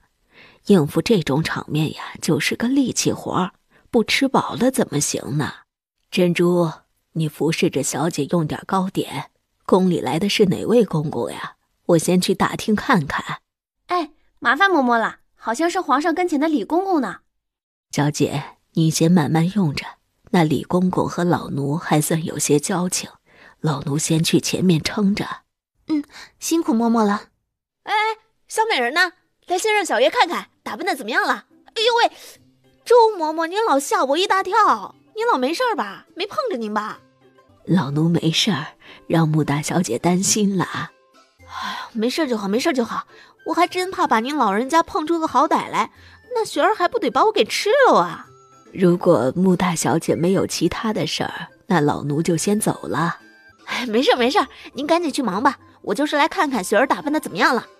哎呦喂，这是哪儿来的仙女下凡呢？怎么就这么美呢？快快快，抬起头来，让小爷我仔细瞅瞅。去你的，竟然嘲笑我！看轮到你那天，我怎么收拾你？还别说，你还真没这个机会了。谁要你晚出生那么1年呢？姐姐我已经及笄过了。君子报仇，明年不晚。看我明年怎么收拾你，且让你得意着。及笄不行了，不是还有新婚吗？好了，小姐，您2位就别闹了，我们还要去大厅谢皇恩呢。哦，对，怎么把这正事给忘了呢？快走了，不迟了。哎，等等我和你们一块儿去。天哪，这陆大小姐真是太漂亮了。是呀，这简直就是仙女下凡呐。就是，真不愧是皇上亲赐的太子妃。瞅瞅这长相，这气质，可真是位100年难得一见的美人儿。哎呀，这一天下来，脸还不得抽筋儿啊！昭云长公主驾到！长公主千岁！好了，大家都平身吧。今天啊，是雪丫头的吉忌日，本宫也就是来凑个热闹而已。雪丫头呢？啊，快到皇姑母这里来，让皇姑母啊好好看看咱们雪丫头今天到底有多漂亮。哎呀，皇姑母，您老人家又打趣雪儿了，劳您老人家亲自跑一趟，真是雪儿的罪过。你个傻丫头，今天是你的吉忌日，这么重要的日子，皇姑母怎么可能会不来呢？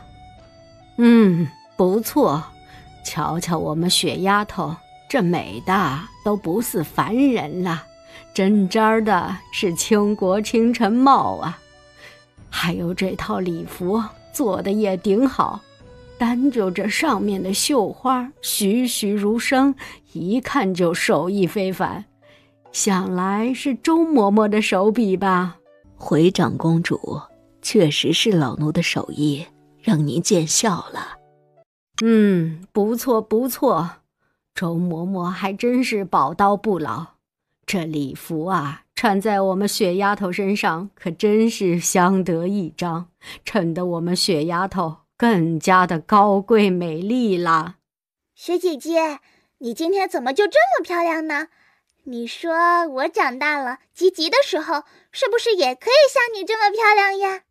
哟，这个呀，可真不好说。就你现在这个吃相，长大后不吃成小猪都难了，竟然还想着像大嫂一样漂亮，痴心妄想。这个事情嘛，怎么说呢？威尔，你知道有句话是怎么说的吗？怎么说？这个大多数情况呀，理想都是美好的，但是现实呢，往往是很残酷的。小心啊，你现在理想有多好，长大之后现实就有多残酷哟。哎，你看到右边数第2个的那个水桶腰了吗？说不定你长大之后腰比他还要粗呢。浩哥哥讨厌，英姐姐讨厌，你们是坏人，大人欺负小孩子。哼，浩哥哥长大后才会变成小猪呢，英姐姐才要变成水桶腰呢，我要变成和雪姐姐一样的美女。威尔，你就放心吧，女大18变，我们威尔长大以后呀，自是比雪姐姐还要漂亮好多倍呢。真的吗？雪姐姐，你不是在骗我吧？当然没有，雪姐姐怎么可能会骗你呢？我们威尔本来就是一个大美女嘛。皇姑母，雪姐姐说我长大后比她还要漂亮呢，你说她说的是真的吗？到底是不是这样啊？哈哈哈，是，我们威尔啊和雪丫头都是大美女，长大后会一样漂亮的。太好了，我长大后也是大美女了。长公主，吉时到了，要不我们就开始吧。好吧。这陆大小姐可真是不鸣则已，一鸣惊人呐。哎呀，众所周知啊，这陆大小姐甚得皇上喜爱，这也就算了。但是陆大小姐今天竟然能让昭云长公主亲自为她梳发及笄，这是何等的颜面和风光啊！是啊，要知道，在北燕能请得动昭云长公主亲自加笄的，她可是史无前例的第一人呀。平素的那些公主们积极相请，长公主啊都轻易不愿意露面呢。陆亦雪，你就是个骗子，是个小偷。这些东西，这所有的一切，本来就应该是我陆亦霜的。结果却让你给偷走了。哼，且让你得意几日，早晚揭下你身上这伪装的皮，让你在光天化日之下露出原形，看你到时候还有什么颜面在这儿显摆，继续待在陆府。哈哈，长公主辛苦了，还请大家移步到饭厅用膳吧。长姐，今天是您及笄的大好日子，妹妹真是由衷的为您高兴。只是现在这里这么多宾客，您就不为双儿介绍一下吗？哼，这是又要出什么幺蛾子了？双儿别闹，还不快向大家好好的介绍一下自己啊？是，父亲。长公主、浩王爷、小公主、卢夫人、穆大小姐，大家好。想必大家还不太认识我吧？我先自我介绍一下，我叫陆逸霜，是陆府的2小姐。虽然我只比长姐小半岁，可是论各项能力，我可一点不比长姐差。你人长得那么丑，我们为什么要认识你呀？哼，没事欺负学姐姐，你个大坏蛋！我今天一定要好好给你办难堪。不都说童言无忌吗？那我就怎么难听怎么说，看你怎么下台。威儿，你怎么可以这么说话呢？你这话说的不对，知道吗？哼，还是浩王爷懂得怜香惜玉。我就说嘛，今天我打扮得这么漂亮，只要是个男人看到了怎么会不动心？这不，浩王爷不就已经为我出头了吗？只可惜太子殿下今天没来，说不定他要是在这儿，替我说话的就是他了。既然我说的不对，那你说好了，你说该怎么办？应该说，不论美丑，我们都没必要认识他。在陆府，我们只要认识大嫂就够了，其他人等和我们有什么干系啊？你好，说得好，认识你这么多年呀，总算听你浩王爷说句明白话了。哎，燕儿你个臭丫头，你这话什么意思呀？我哪天糊涂了？哪句话说的不是明白话呀？你糊不糊涂你自己不知道啊？明明没我大，非要让我叫表哥，你不糊涂谁糊涂呀？谁说我没你大了？明明是我大好不好？来，双儿，快坐下用膳吧，饭菜一会儿该凉了。哼哼，好哥，鹰丫头，陶朱公啊，我们北燕是礼仪之国，这老祖宗留下的规矩还是要遵守的。一个家和一个国也是同样的道理，无论到了什么时候，这规矩不能乱，尊卑还是要分的。是，长公主吩咐的是鄙人糊涂了。双儿，也不看看你的身份，这桌是你可以坐的吗？去你姨娘那桌待着去。我不是你们提前叮嘱的，让我抽空就和长公主套近乎吗？现在倒好，又将什么事情都怪罪到我头上。哼，一个庶女而已，太不知礼节规矩了，竟然妄想着和长公主、王爷等人同席。就是啊，癞蛤蟆想吃天鹅肉，也不看看自己几斤几两。嗨，毕竟是个庶女，上不得台面。对呀，你瞅瞅，刚才那说的那是什么话呀？就这么失礼的走了。皇姑母、父亲，大家都快吃吧，饭菜都快凉了，小心对您的肠胃不好。还是我们雪丫头啊识大体。对了，小婵，你把这2件礼物顺便也收起来吧。哦，好吧。小姐，这2个盒子里面都是什么礼物呀？小婵可以打开看看吗？可以啊，随便看。不过看过以后呢，记得要装好。咦，竟然是一只手工雕刻的木簪，好可爱呢！哇，好漂亮的一对耳环呀！这碧色的宝石实在是太罕见了，像早晨的露珠一样晶莹剔透，实在太好看了。小姐，放在梳妆台最下面的抽屉里面可以吗？可以啊，你记得放哪儿就行，反正下次找不到我就找你要。哼，小姐您就放心吧，奴婢的记性最好了。别说是经奴婢的手收过的东西，就是看过的东西什么的，奴婢都会过目不忘呢。咦，小姐，这里怎么还有一个盒子呀？貌似也很漂亮呢。哎，小婵，别！哎呀，好精致的象牙书啊！咦，上面还有雕花呢。小姐，奴婢知道了，这把象牙书和你经常随身携带的玄铁匕首是一个人送你的，对不对？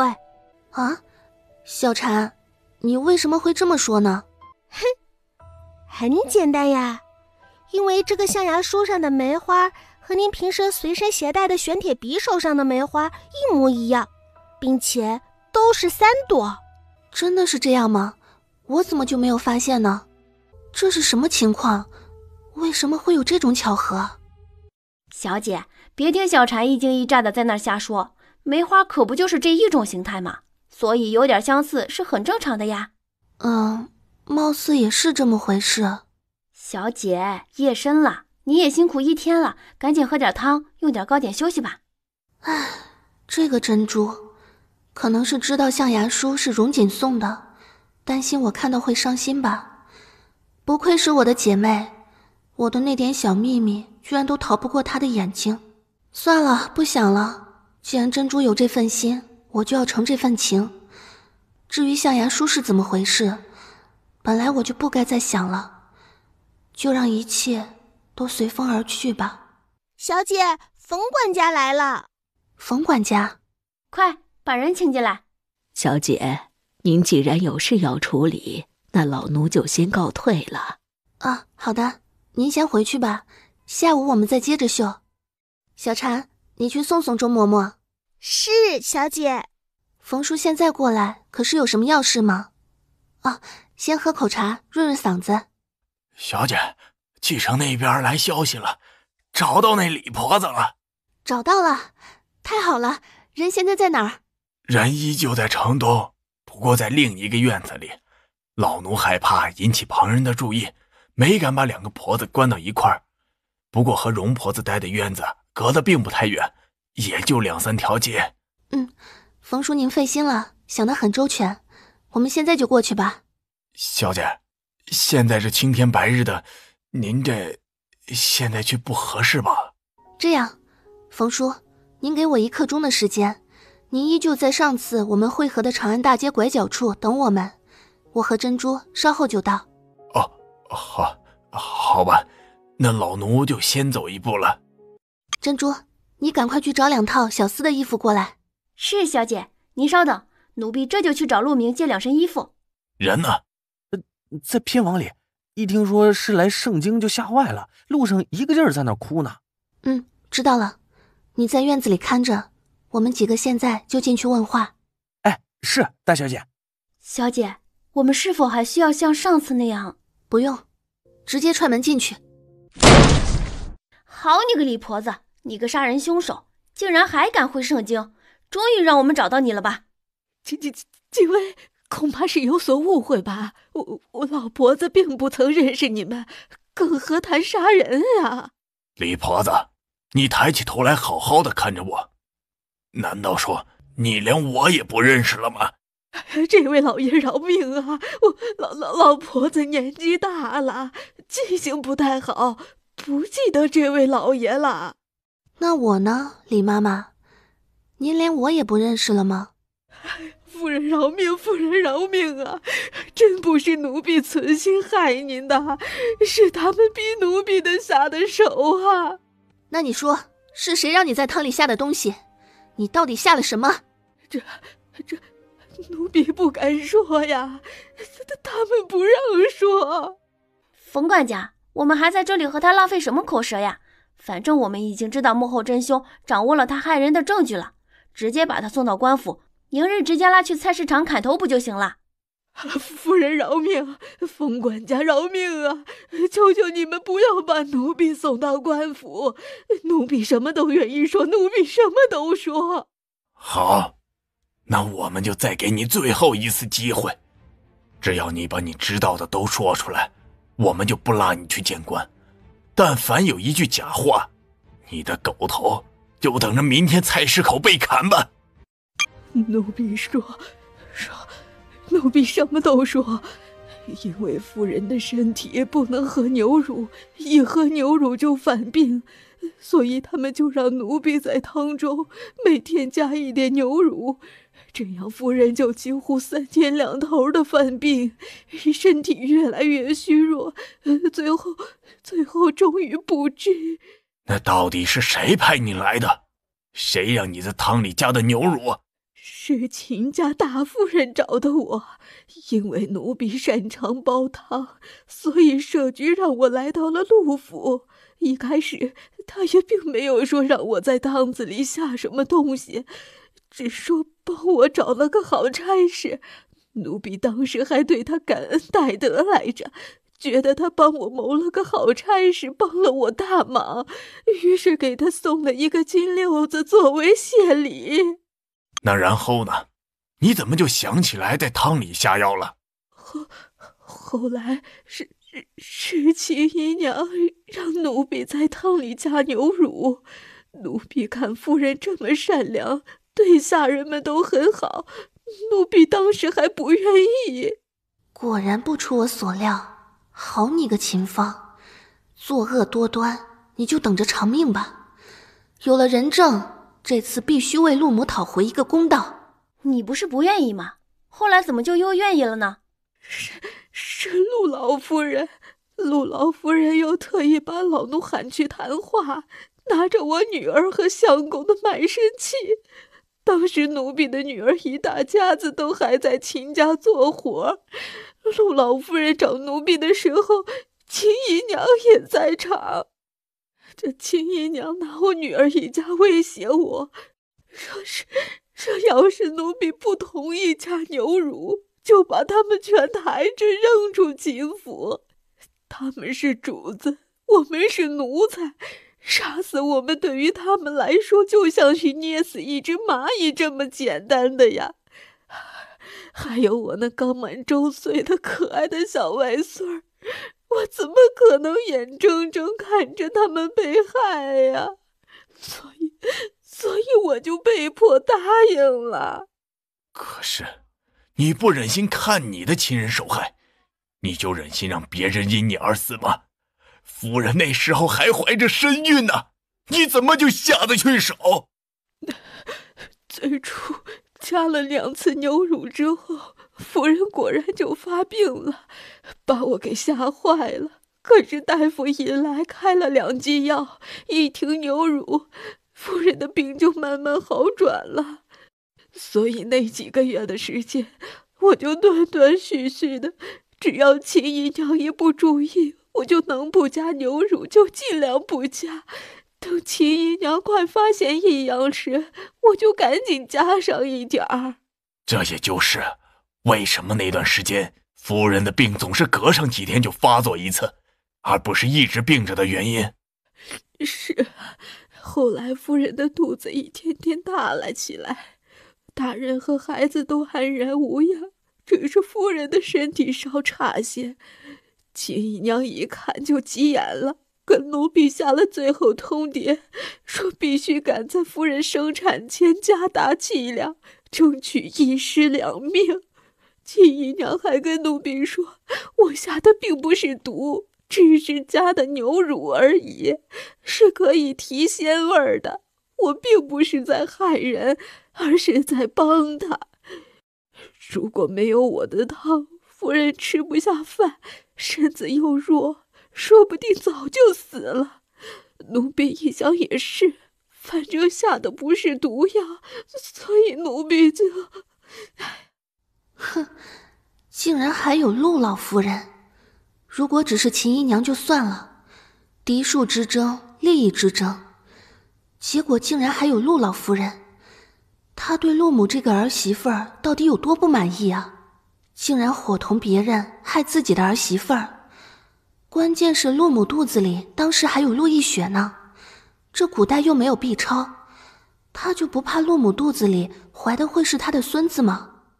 对了，陆亦雪并不是陆远的骨肉，那也就是说，陆老夫人知道了陆亦雪的身世后，才容不下陆母。恐怕不止如此吧？不是秦大夫人也参与了此事吗？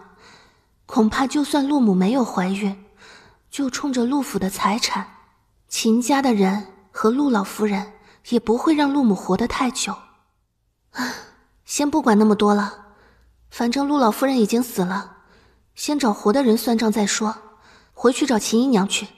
你这个老妖婆，狼心狗肺，恩将仇报，差点害了2条人命，竟然还有脸在这里狡辩。我记得很清楚，当初你外孙生病，夫人还赏了你10两银子让你去救急，结果倒好，你竟然拿了他的银子后还忍心出手要他的命，你的良心简直是被狗吃了。冯叔，别把他打死了，带着人我们回陆府，欠债的还钱，欠命的偿命。不，我不回陆府，我不回陆府。不回陆府？哼，好呀，现在就去官府，明天菜市场砍头，你自己选择，是回陆府还是明日砍头？我去陆府，我去陆府。好，现在就跟我们回陆府。还有，最好别耍什么花招，不要以为你死了就能保护你所谓的女儿一家了。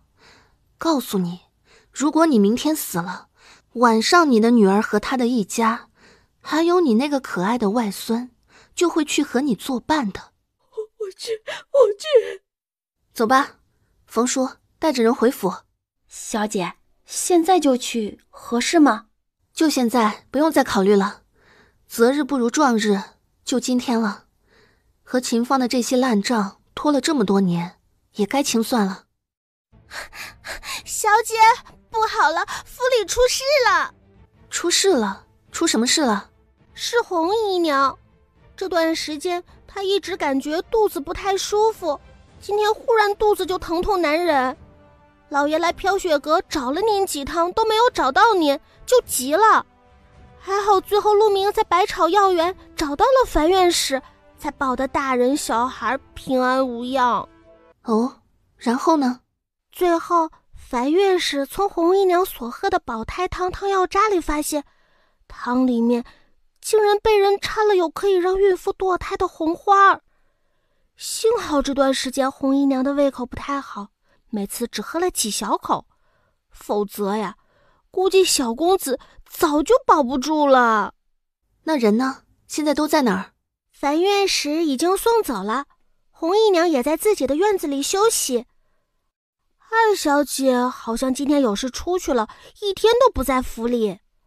老爷和秦姨娘在书房呢，听说是秦姨娘买通了熬汤的婆子，让人在保胎汤里下了红花，所以估计这会儿啊，老爷正在书房和秦姨娘算账呢。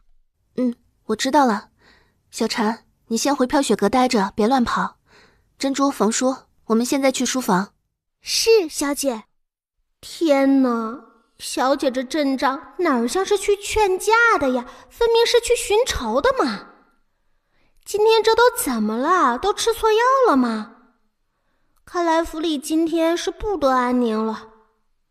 得，你们都不理我，我去找周嬷嬷说道去。秦芳，你到底要干什么？你这是想让我断子绝孙不是？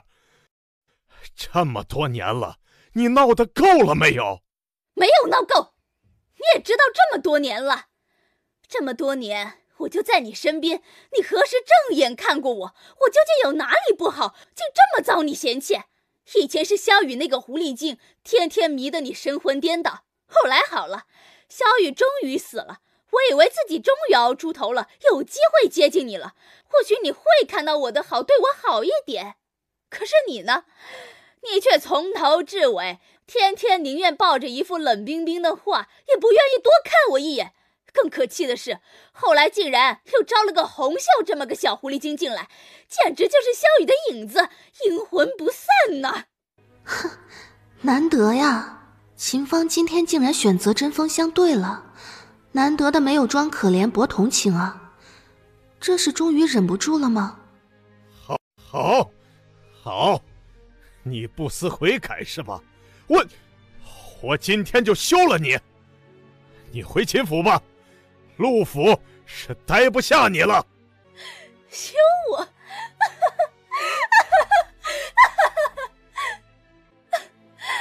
陆远，你竟然想休我？你先拍着胸脯问问你自己，你有这个权利吗？你是陆府的姨娘，我是陆府的老爷，怎么就没有权利休了你了？陆远，你有什么权利休我？你忘了姑母临终前的遗愿了吗？你忘了你娶萧雨时我们之间的约定了吗？如果你忘了，那么我就再给你复述一遍，你这一世永远不得休我。我秦芳永远都是陆府的姨娘，生是陆府的人，死是陆府的鬼。我告诉你，陆远，你这辈子永远都别想摆脱我了。哼，是吗？父亲没有权利休你吗？那我想，如果秦姨娘你变成一个死人的话，父亲也就不用再浪费时间考虑是否能休了你吧。陆逸雪，你想干什么？你想为你父亲出头，杀了我吗？好啊，你陆逸雪想来杀我是吧？那就来呀，随时恭候，一命抵一命，正好可以为双儿腾位置了。臭丫头，没有金刚钻就别揽瓷器活，没事冲什么大尾巴狼啊！哼，看我收拾完红袖那个贱蹄子怎么对付你这个黄毛丫头。秦芳，你确定我不敢？雪儿，不得胡闹。父亲您放心，我不会胡来的。就你一个杀人凶手而已，还用得着我动手吗？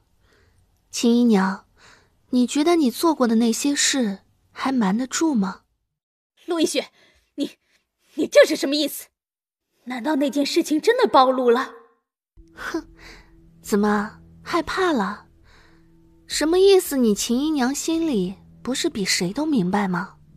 你这么多年最擅长的不就是往人汤药里加料吗？今天对付红姨娘是这样，当年对母亲也是这样。雪儿，你……陆逸雪，你不要血口喷人呢！证据呢？拿出证据来呀！证据是吧？真是可惜啊，还真是没有。但是呢，实在不好意思，证人可以吗？珍珠，把李婆子给我带进来。雪儿，这是……父亲稍等，很快您就会知道真相了。你怎么会在这里？你不是应该已经死了吗？怎么，秦姨娘，是不是看着这个婆子很眼熟啊？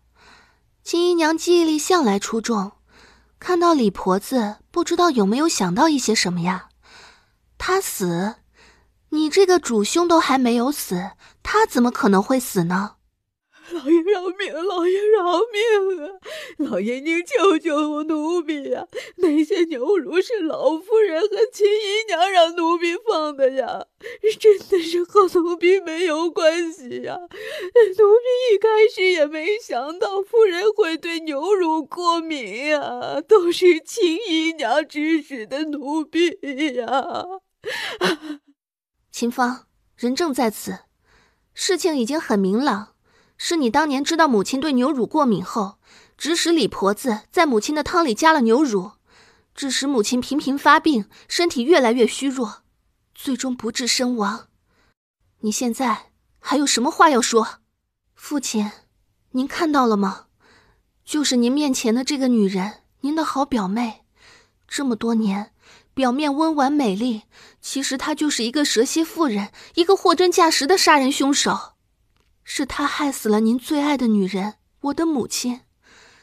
女儿现在请求您秉公办事，将这个女人送到官府，或者为了陆府的颜面，赐她一杯毒酒，对外宣布病逝。不，远哥，我不要去官府，我也不要死，我还没有看着双儿嫁人呢。这……父亲，还请您速速决断。女儿绝不能容忍和自己的杀母仇人每天生活在一起。如果父亲您不能凭公处置这个女人，那女儿就……陆亦雪，你个大骗子，你个小偷，你有什么权利处置我母亲？凭什么？就凭我是陆府大小姐，凭她秦姨娘是杀害我母亲的凶手。陆府大小姐，撒泡尿照照你自己，你配吗？你就是一个野丫头，贱胚子，你有什么权利当陆府大小姐？我看该送官府的应该是你才对吧？你和你那个娘亲一样，就是贱人一枚，专抢别人的男人啊！这样的就是一个被宠坏的熊孩子，骂我可以，但是骂长辈就是不行。没人管是吧？既然没人管，今天姑奶奶我就帮着管管。放肆！陆亦雪，你在干什么？你这个逆子，你怎么可以这样对她呢？无论如何，她是你的妹妹啊，你怎么可以下这样的毒手？哼，我是逆子，你难道没有听到她刚才是怎么骂我的吗？是呀，怎么能一样呢？毕竟她是您的亲生女儿，我就不一样了。你，原来你什么都想起来了。我就算不是你的父亲，但我好歹救了你，你就准备这样对我，就这样伤害我的女儿？你这个忘恩负义的白眼狼！不是父亲救了我，到底在说什么呀？我什么时候需要你救了？哼，估计这个陆远也是被气糊涂了。老爷，你怎么可以下狠手呢？她是我们的大小姐呀！珍珠，你这个吃里扒外的贱婢！当初我把你买进来的时候，可就是为了让你监视她的。你现在可倒好，竟然为了这个白眼狼指责我！你找准自己的立场了吗？小心我明天就把你卖到窑子里去！等等，吃里扒外，监视，什么意思啊？我去，这也太不可思议了吧！珍珠竟然是陆远买来监视我的，这实在太令人难以置信了。可是陆远现在这样生气咆哮，到底又是为了哪般？哦，明白了，肯定是因为珍珠被我策反，现在明显站在我这边，偏向我，让他生气了。老爷，您糊涂了吗？小姐刚才只是对您偏袒二小姐有意见，她只是在说您偏心呀。她已经失忆了，您不能这样对她。珍珠，你到底什么意思？难道雪儿她没有恢复记忆吗？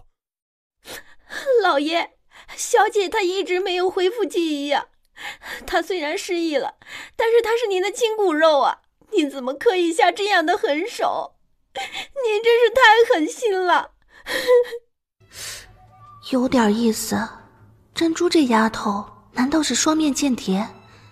我调查的事情明明她知道的一清二楚，我根本不是陆远的女儿，但是珍珠却一直在强调这件事，她到底是什么意思呢？冯管家，快去请樊院使，大小姐受伤了。老爷，不要啊！你不能去请樊院使啊！秦氏，你要干什么？你这个贱人，快放开我！老爷，您千万不要受珍珠那个贱婢的蛊惑呀！这野丫头根本就不是陆亦雪，她就是个冒牌货！你难道忘了吗？陆亦雪从小就有萧雨那个贱人遗传的哮喘症，并且和萧雨一样的对牛乳过敏啊！但是她呢，你也看到了，她现在每天都在喝什么木瓜牛乳，根本就没有一点反应啊！所以说她就是假的，她根本就不是陆亦雪，她就是个冒牌货！天哪，要不要这样？这消息也太劲爆了吧！陆亦雪竟然也有遗传性哮喘，并且也对牛乳过敏。可是为什么这些症状在我身上没有任何反应呢？难道真让秦芳那个贱人说对了，我真的不是陆亦雪？可不是陆亦雪，我又是谁呢？秦氏，你个贱人，你给我闭嘴！她是谁不需要你来管，我说她是大小姐，她就是大小姐。老爷，老奴稍微懂些医理，要不让奴婢先看看大小姐吧。周嬷嬷，你……老爷，时间不等人，就让老奴试试吧。母亲，怎么样？雪儿是不是很厉害？今天一个字也没有背错。那是当然，我们雪儿啊，永远是最棒的。雪儿现在已经会背这么多医术了，明天开始，母亲就可以放心的教你针灸了。你说好不好？好好好，可是母亲，雪儿想吃冰淇淋。好孩子，冰淇淋不能多吃，今天已经吃过一些了，母亲明天再给你做，好不好？母亲不着急，雪儿不吃了，只要母亲身体能够恢复健康，雪儿愿意以后永远不再吃冰淇淋了。傻孩子，母亲这是生你时落下的病，不是你不吃冰淇淋就能够治好的。你要是喜欢吃，明天母亲还给你做，但是不能多吃，知道吗？我要母亲赶快好起来。雪儿知道，母亲的病明明就是累的，就像昨天，您身体本来已经很不舒服了，可是忽然来了一位受伤的大叔，您硬是撑着病体为他做手术，一下就做了2个多时辰，1分钟都没有歇息。好孩子，母亲是个医者，以救死扶伤为天职，在病患面前，我们就是他们全部的希望，所以关键时刻必须要将自己的生死置之度外。昨天那位大叔为了采草药从山上跌下来，一根木棍刺穿了大腿，如果不及时手术，别说是那条腿，命都有可能保不住。母亲自然不可能有丝毫的懈怠，更不可能手术做一半停下来歇息。孩子，等你以后长大成人了，成为一名医者的时候，你就会明白了，在病患面前，医者的天职高于一切，每救活一个病人才是对医者最大的安慰。可是雪儿看到母亲这么辛苦，也很心疼母亲。雪儿不想再失去亲人，雪儿好不容易有了母亲，更不想失去您。好孩子，不怕不怕，母亲永远在这里，母亲不会离开，会永远陪着你的。雪儿是不是昨天夜里又做梦了？又梦到前世的亲人了？好孩子，别伤心了，那些事已经是前尘往事了，你就当它是一场梦好了。可是母亲，为什么他们老是出现在我的梦里？那些人，那些情景，就像昨天刚发生的一样。为什么别的小孩子都没有这种情况？是不是我是个怪人，和别人不一样啊？当然不是了，我们雪儿这么漂亮，怎么可能会是个怪人呢？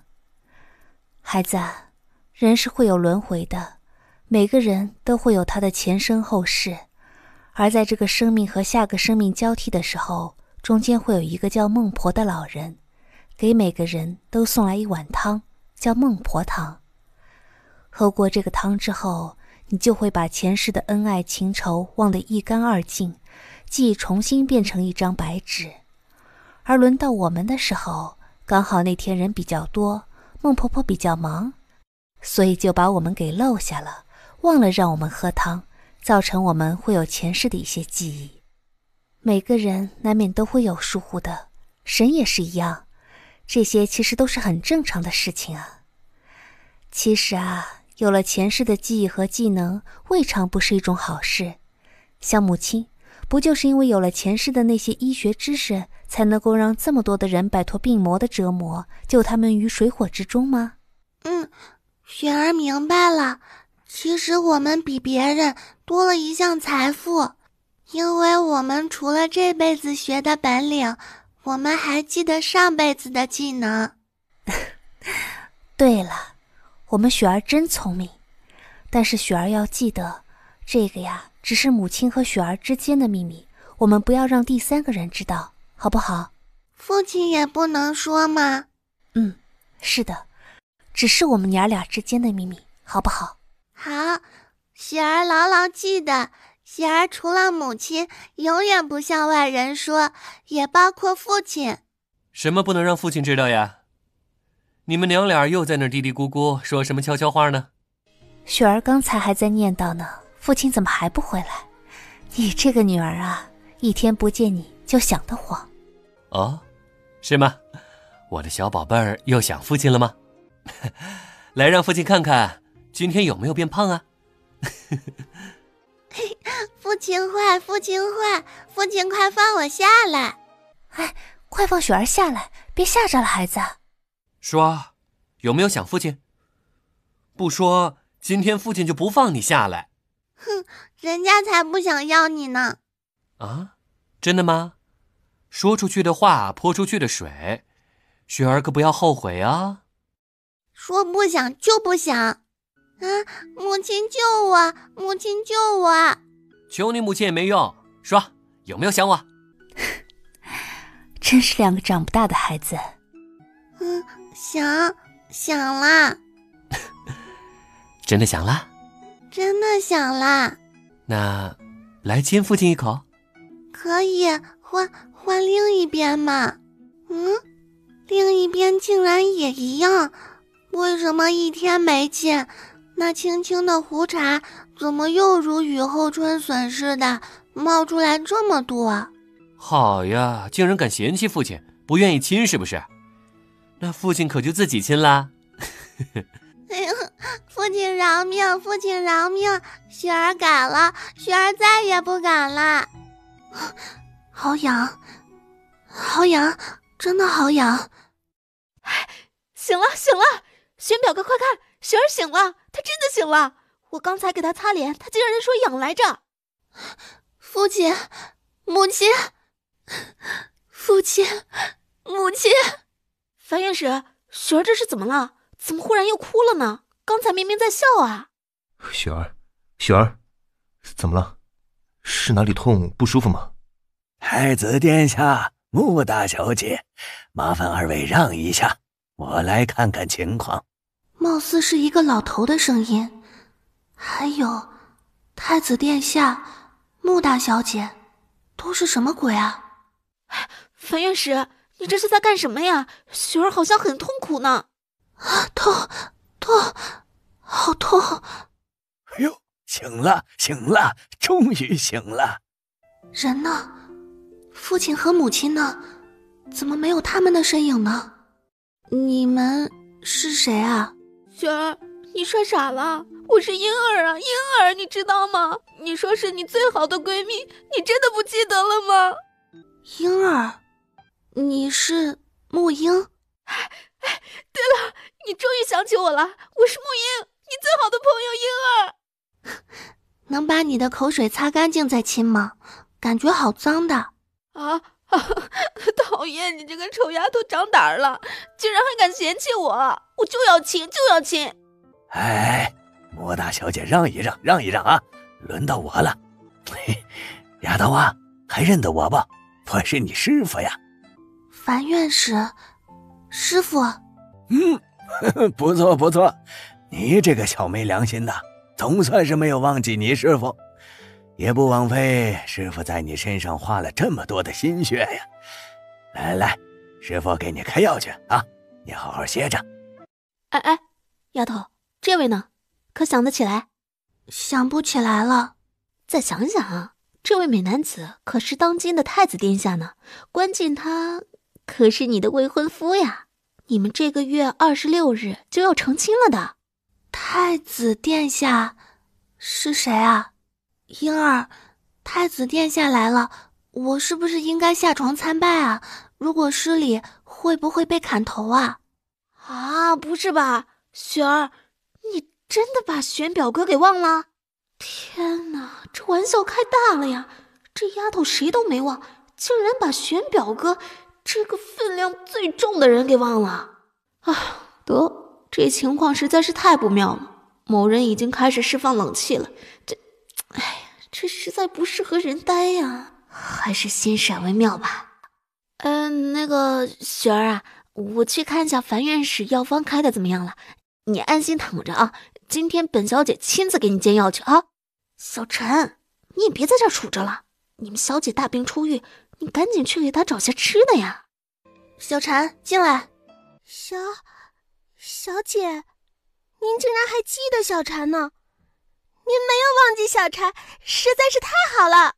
小姐，您眼睛怎么这么红呀？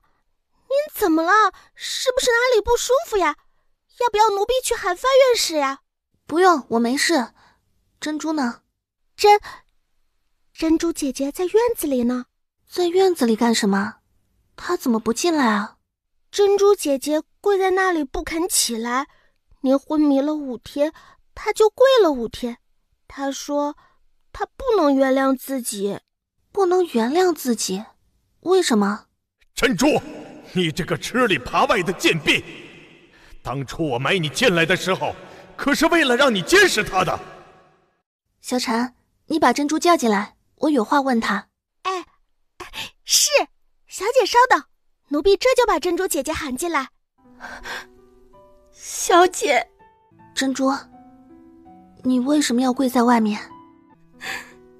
奴婢对不起小姐，奴婢不应该欺瞒小姐，奴婢是老爷买来监视小姐的。既然你有心悔改，那我就给你这个机会。我问什么，你如实答就是。是，小姐尽管问，奴婢一定有一说一，再不隐瞒小姐一丝一毫。你是什么时候来的陆府？奴婢其实并没有去过蓟城，是老爷在扬州买的奴婢直接带去的那个小镇。哦，那我醒来的时候你来多久了？其实奴婢来的时候，小姐您已经醒过来了，但是醒过来了？怎么可能？我记得我苏醒过来的时候，第一眼看到的就是你啊！你明明就站在我的床边啊！其实那已经不是小姐第一次见奴婢了。不是第一次。珍珠，你是不是这2天跪傻了？我明明记得很清楚，我以前绝对没有见过你。奴婢也不知道具体是怎么回事。其实奴婢第一次见小姐的时候，小姐您虽然头部受伤了，但是人看着还可以，精神也是挺好的，只是得了失忆症。对了，老爷第一次把奴婢领回来的时候，您还笑着说奴婢长得喜庆之类的话呢。你珍珠，你是不是病了？已经开始胡言乱语了。算了，这些话题就先搁着吧，我们有空再聊。你赶紧回去休息吧。小姐，奴婢说的句句都是实话，还请小姐相信奴婢。奴婢记得很清楚，那是奴婢过来几日后，有一天晚饭，老爷和小姐吃饭时，特意让小姐喝了杯果酒之类的，结果小姐喝完后，当时就睡着了。然后第2天小姐醒来，就把奴婢给忘了，人也好像失忆的更严重了。几天前的事情一点也想不起来了。什么鬼情况？竟然是失忆了2次？难道说中间那几天的那个人不是我吗？那我第2天醒过来以后，和你第一次见时有什么变化吗？基本没有什么变化，说话的语气和神情和以前都一模一样。第2天醒来后，您看着奴婢的第一句话也是，你这个小丫头长相看着倒是挺喜庆。既然说话的语气内容都一样，看来是一个人没错了。但是为什么喝了那杯果酒就又忽然失忆了呢？我就算不是你的亲生父亲，起码我还救过你。珍珠，这些事为什么你以前从来没提过呢？是老爷不让奴婢说的。那老爷都是怎么叮嘱你的？老爷说让我和他保持统一口径，告诉大小姐您只是回盛京途中马受惊，不小心撞伤了头部，失忆了。还说我是从蓟城买回来的丫头，已经跟着小姐您一段时间了。其他的呢？还有，小姐从小身子就比较弱，让我注意小姐的饮食，将小姐身体调理好。就只有这些吗？还有就是让我注意小姐的一举一动，平时每天都要将小姐遇到的事情、见过的人及小姐您的反应及时向她汇报。那你都向她汇报了吗？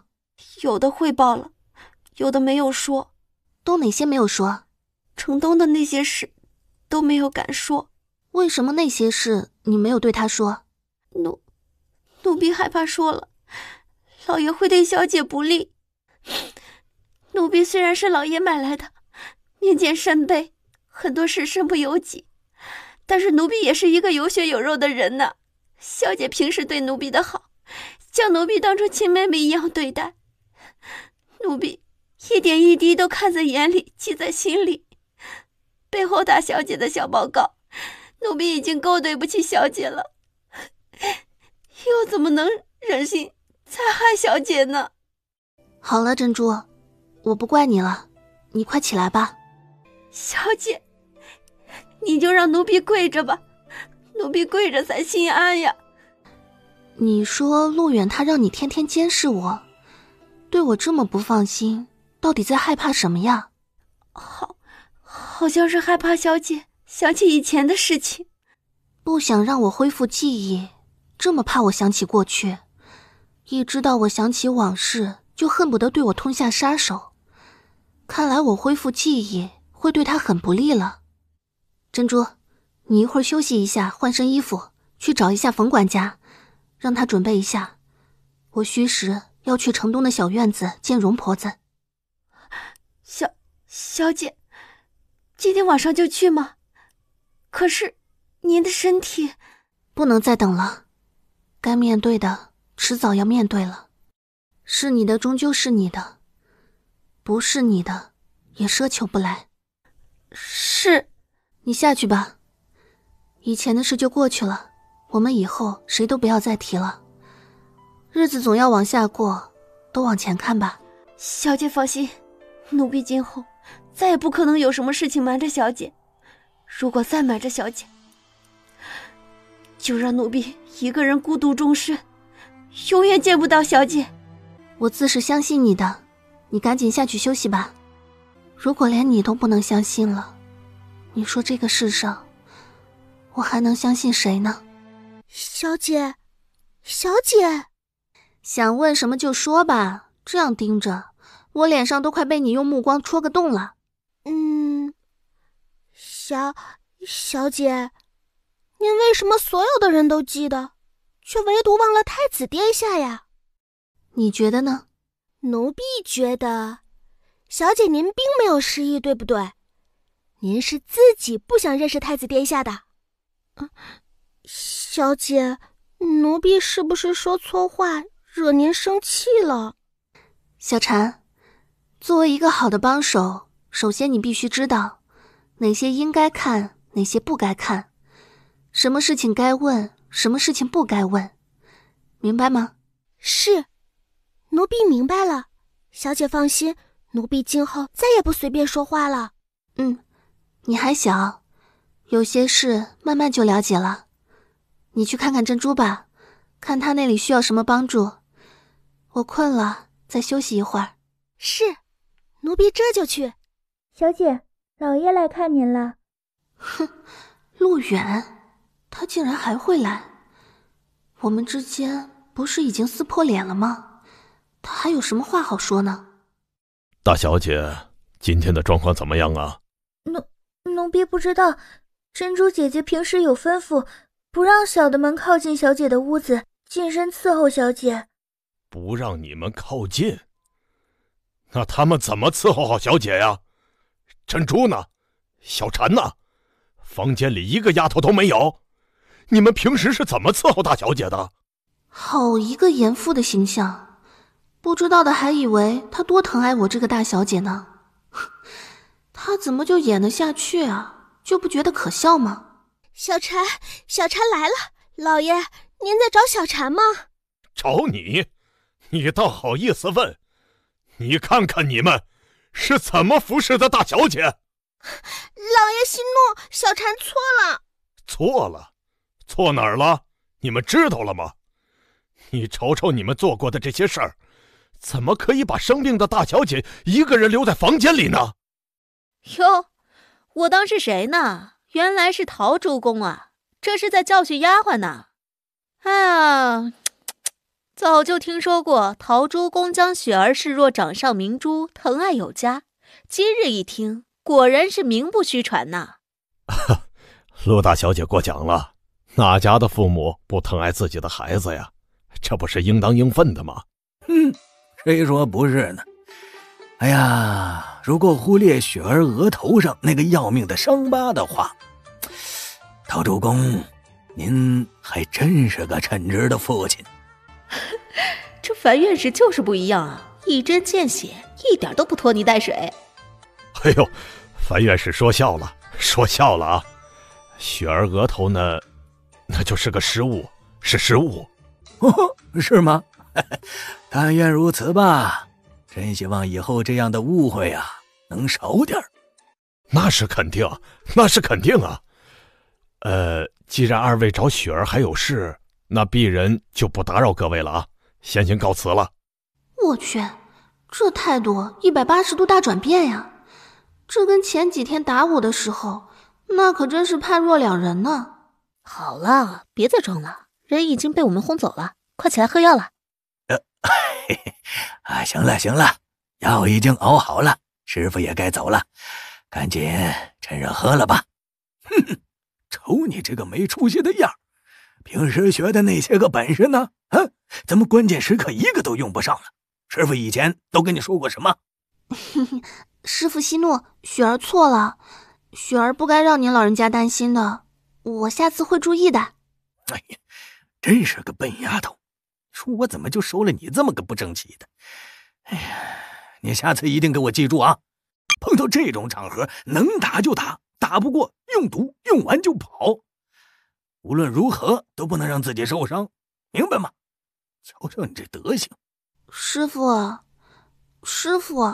人家现在还是个病号呢，您老人家能不能以后再慢慢教导雪儿啊？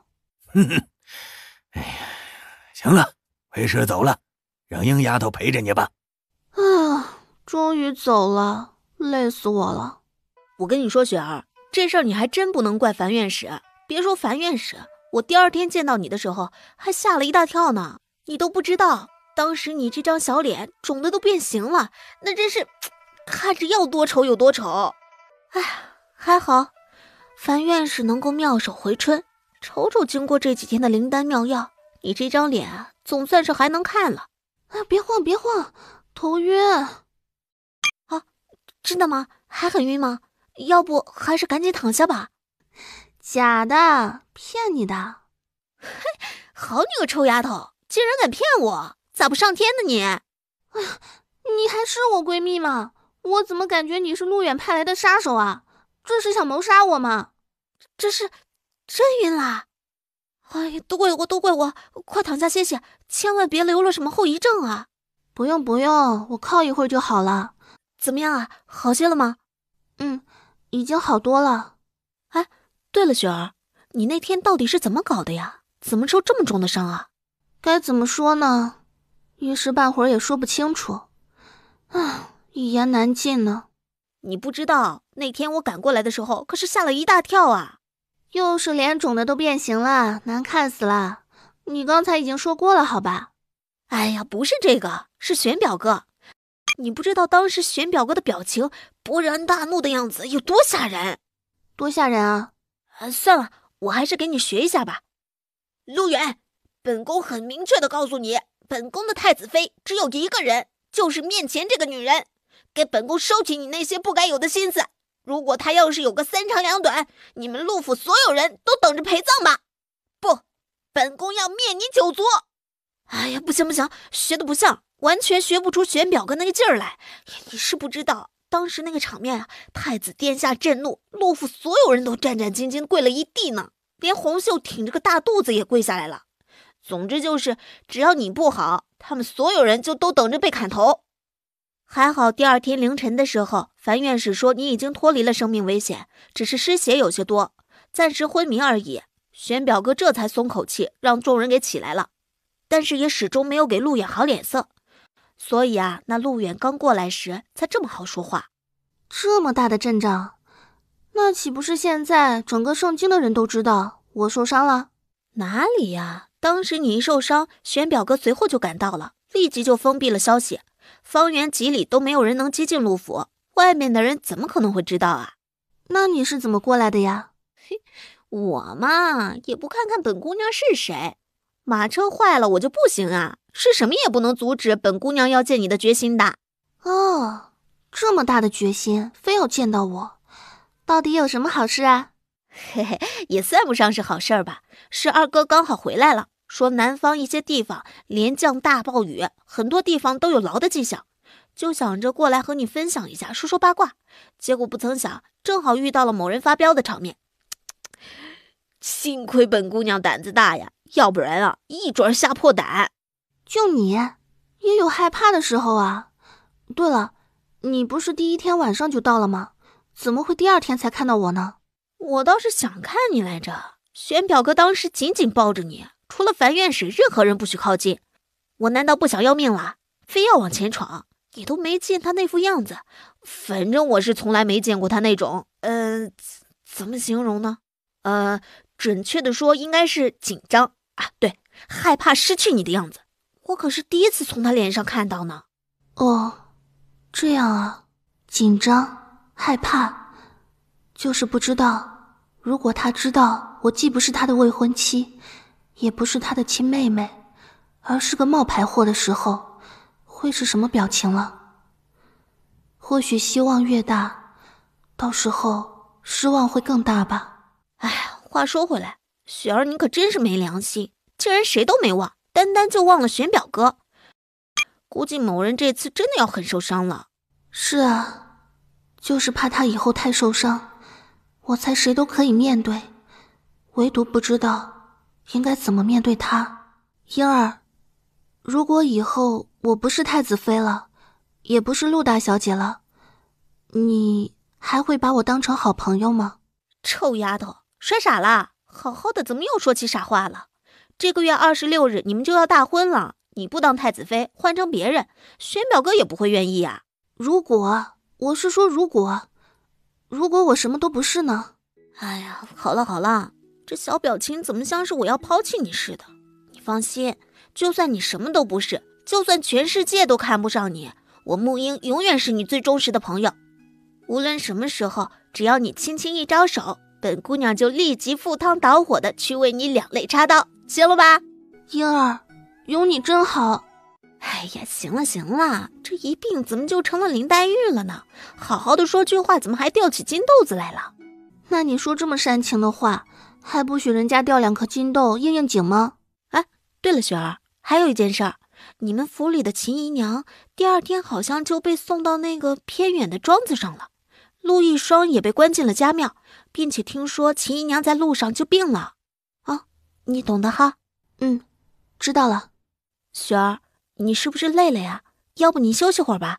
哦，你这几天也没休息好，你也回去歇歇吧。那好吧，你先睡，你睡着了我再走。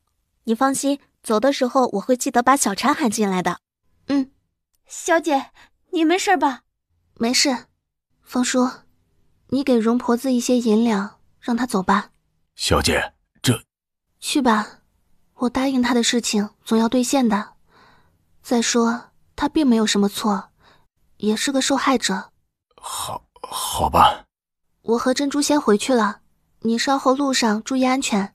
好，我刚才已经让陆明去赶马车了，估计这会儿他已经在约定地点等着了。因为胡同进不来，所以我让他把马车停在了胡同左边的第1条大街上。大小姐，无论发生什么，你一定要保重身体啊。冯叔放心吧，我没事的。我们先走了。容妈妈，我此次只问你一件事，你照实说就行了。只要回答完这个问题，我就让人立即放你走，并且给你足够的银两，让你以后的日子衣食无忧。小姐，有什么话您尽管问吧，老奴一定有一说一。容妈妈，当初接生陆大小姐的时候，可有发现他身上有什么胎记之类的？您不就是陆大小姐吗？是，我只是想确认一下，还请容妈妈能据实回答。这样啊。我记得很清楚，当初接生陆大小姐时，无意间发现大小姐的左肩那儿有一个小指甲盖大小的胎记。我知道了，我会兑现我的诺言，一会儿就让人送您走。不知道这陆大小姐到底在搞什么名堂？她自己的胎记在哪儿？她不知道吗？还要劳师动众的来问我？谁能告诉我，这一切究竟是怎么回事？主子，我们要去那个胡同看看吗？不用了，走，回府吧。竟然是陆远，他可真是阴魂不散呢，竟然又来了。难道还嫌一二和师傅他们昨天说的不够难听？雪儿啊，今天感觉怎么样啊？身子好些了吗？多谢关心，我已经好多了。怎么了？雪儿还在生父亲的气吗？父亲那天是被双儿气急了，一失手才将你……我已经恢复记忆了。什么？怎么可能？是什么时候的事情？根本不可能的。珍珠不是说你还没有恢复记忆吗？再说那神仙水可是传说。就在昨天昏迷醒来之后，小时候的事我基本都想起来了。我有自己的父亲和母亲。好吧，你的确不是我的女儿。既然你已经恢复了记忆，那就也没什么好隐瞒的了。事到如今，我们之间也没有什么好隐瞒的了。但是有几点我不太明白，还希望陶朱公能如实作答。好，你尽管问吧，我尽量的回答你。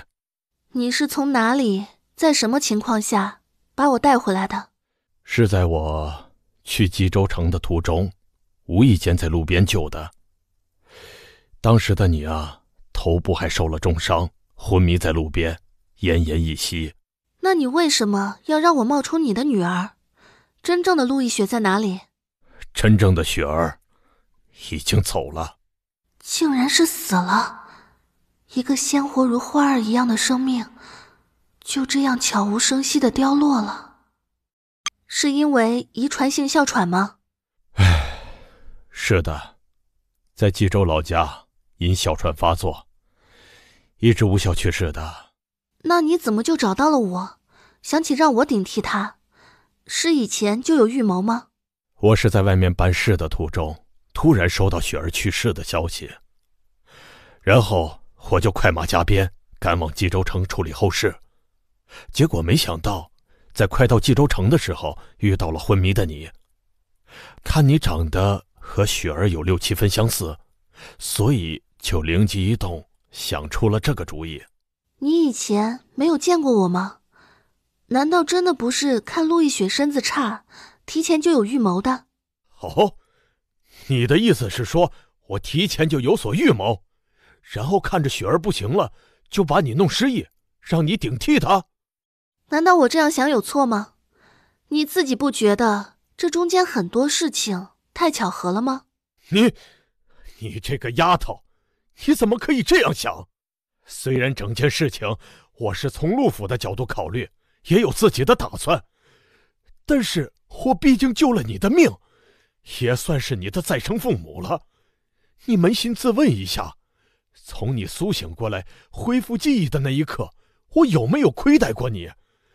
吃的、穿的、用的，我哪一样不是给你挑最好的，亲自送到你面前？整个盛京像你这样待遇的大家小姐能有几个？包括吉吉，我不惜花费巨资盛情款待各方好友，为了什么？我不就是想让你过得风光一些，甚至我连整个府都让你管着，你时至今日，你竟然还能这样想我，你可真是个养不熟的白眼狼，忘恩负义呀！是吗？陶朱公，你可真是会偷换概念呀！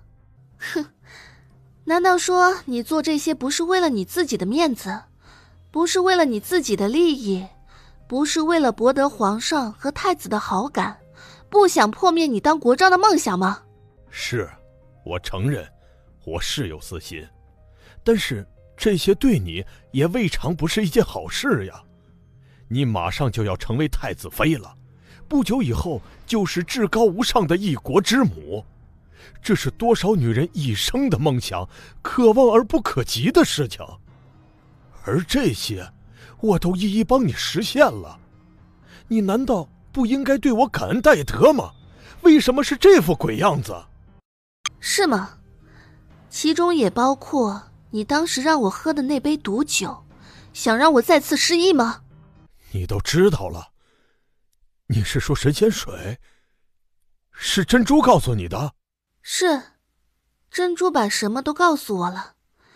他第一次见到我时，我明明是清醒的，但是和你陶朱公吃了顿晚膳，喝了些东西之后，第二天醒来，我就把几天前的事情给忘得一干二净。我是不是可以理解为是你陶朱公看我有可能即将恢复记忆，情急之下特意让我喝了一些不该喝的东西，比如说你刚才脱口而出的什么神仙水。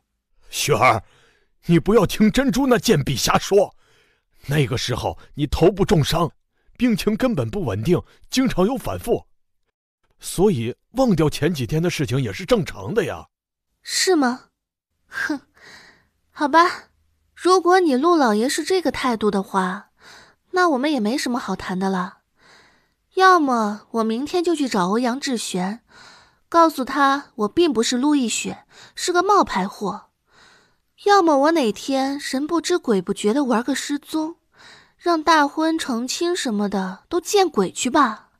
当然了，还有最后一种方法，就是你陆老爷出其不意再扇我一巴掌，这次呢直接将我打死，更省事，一了百了。这几种方式你自己选一个吧。你这个忘恩负义的东西，你这是在威胁老夫吗？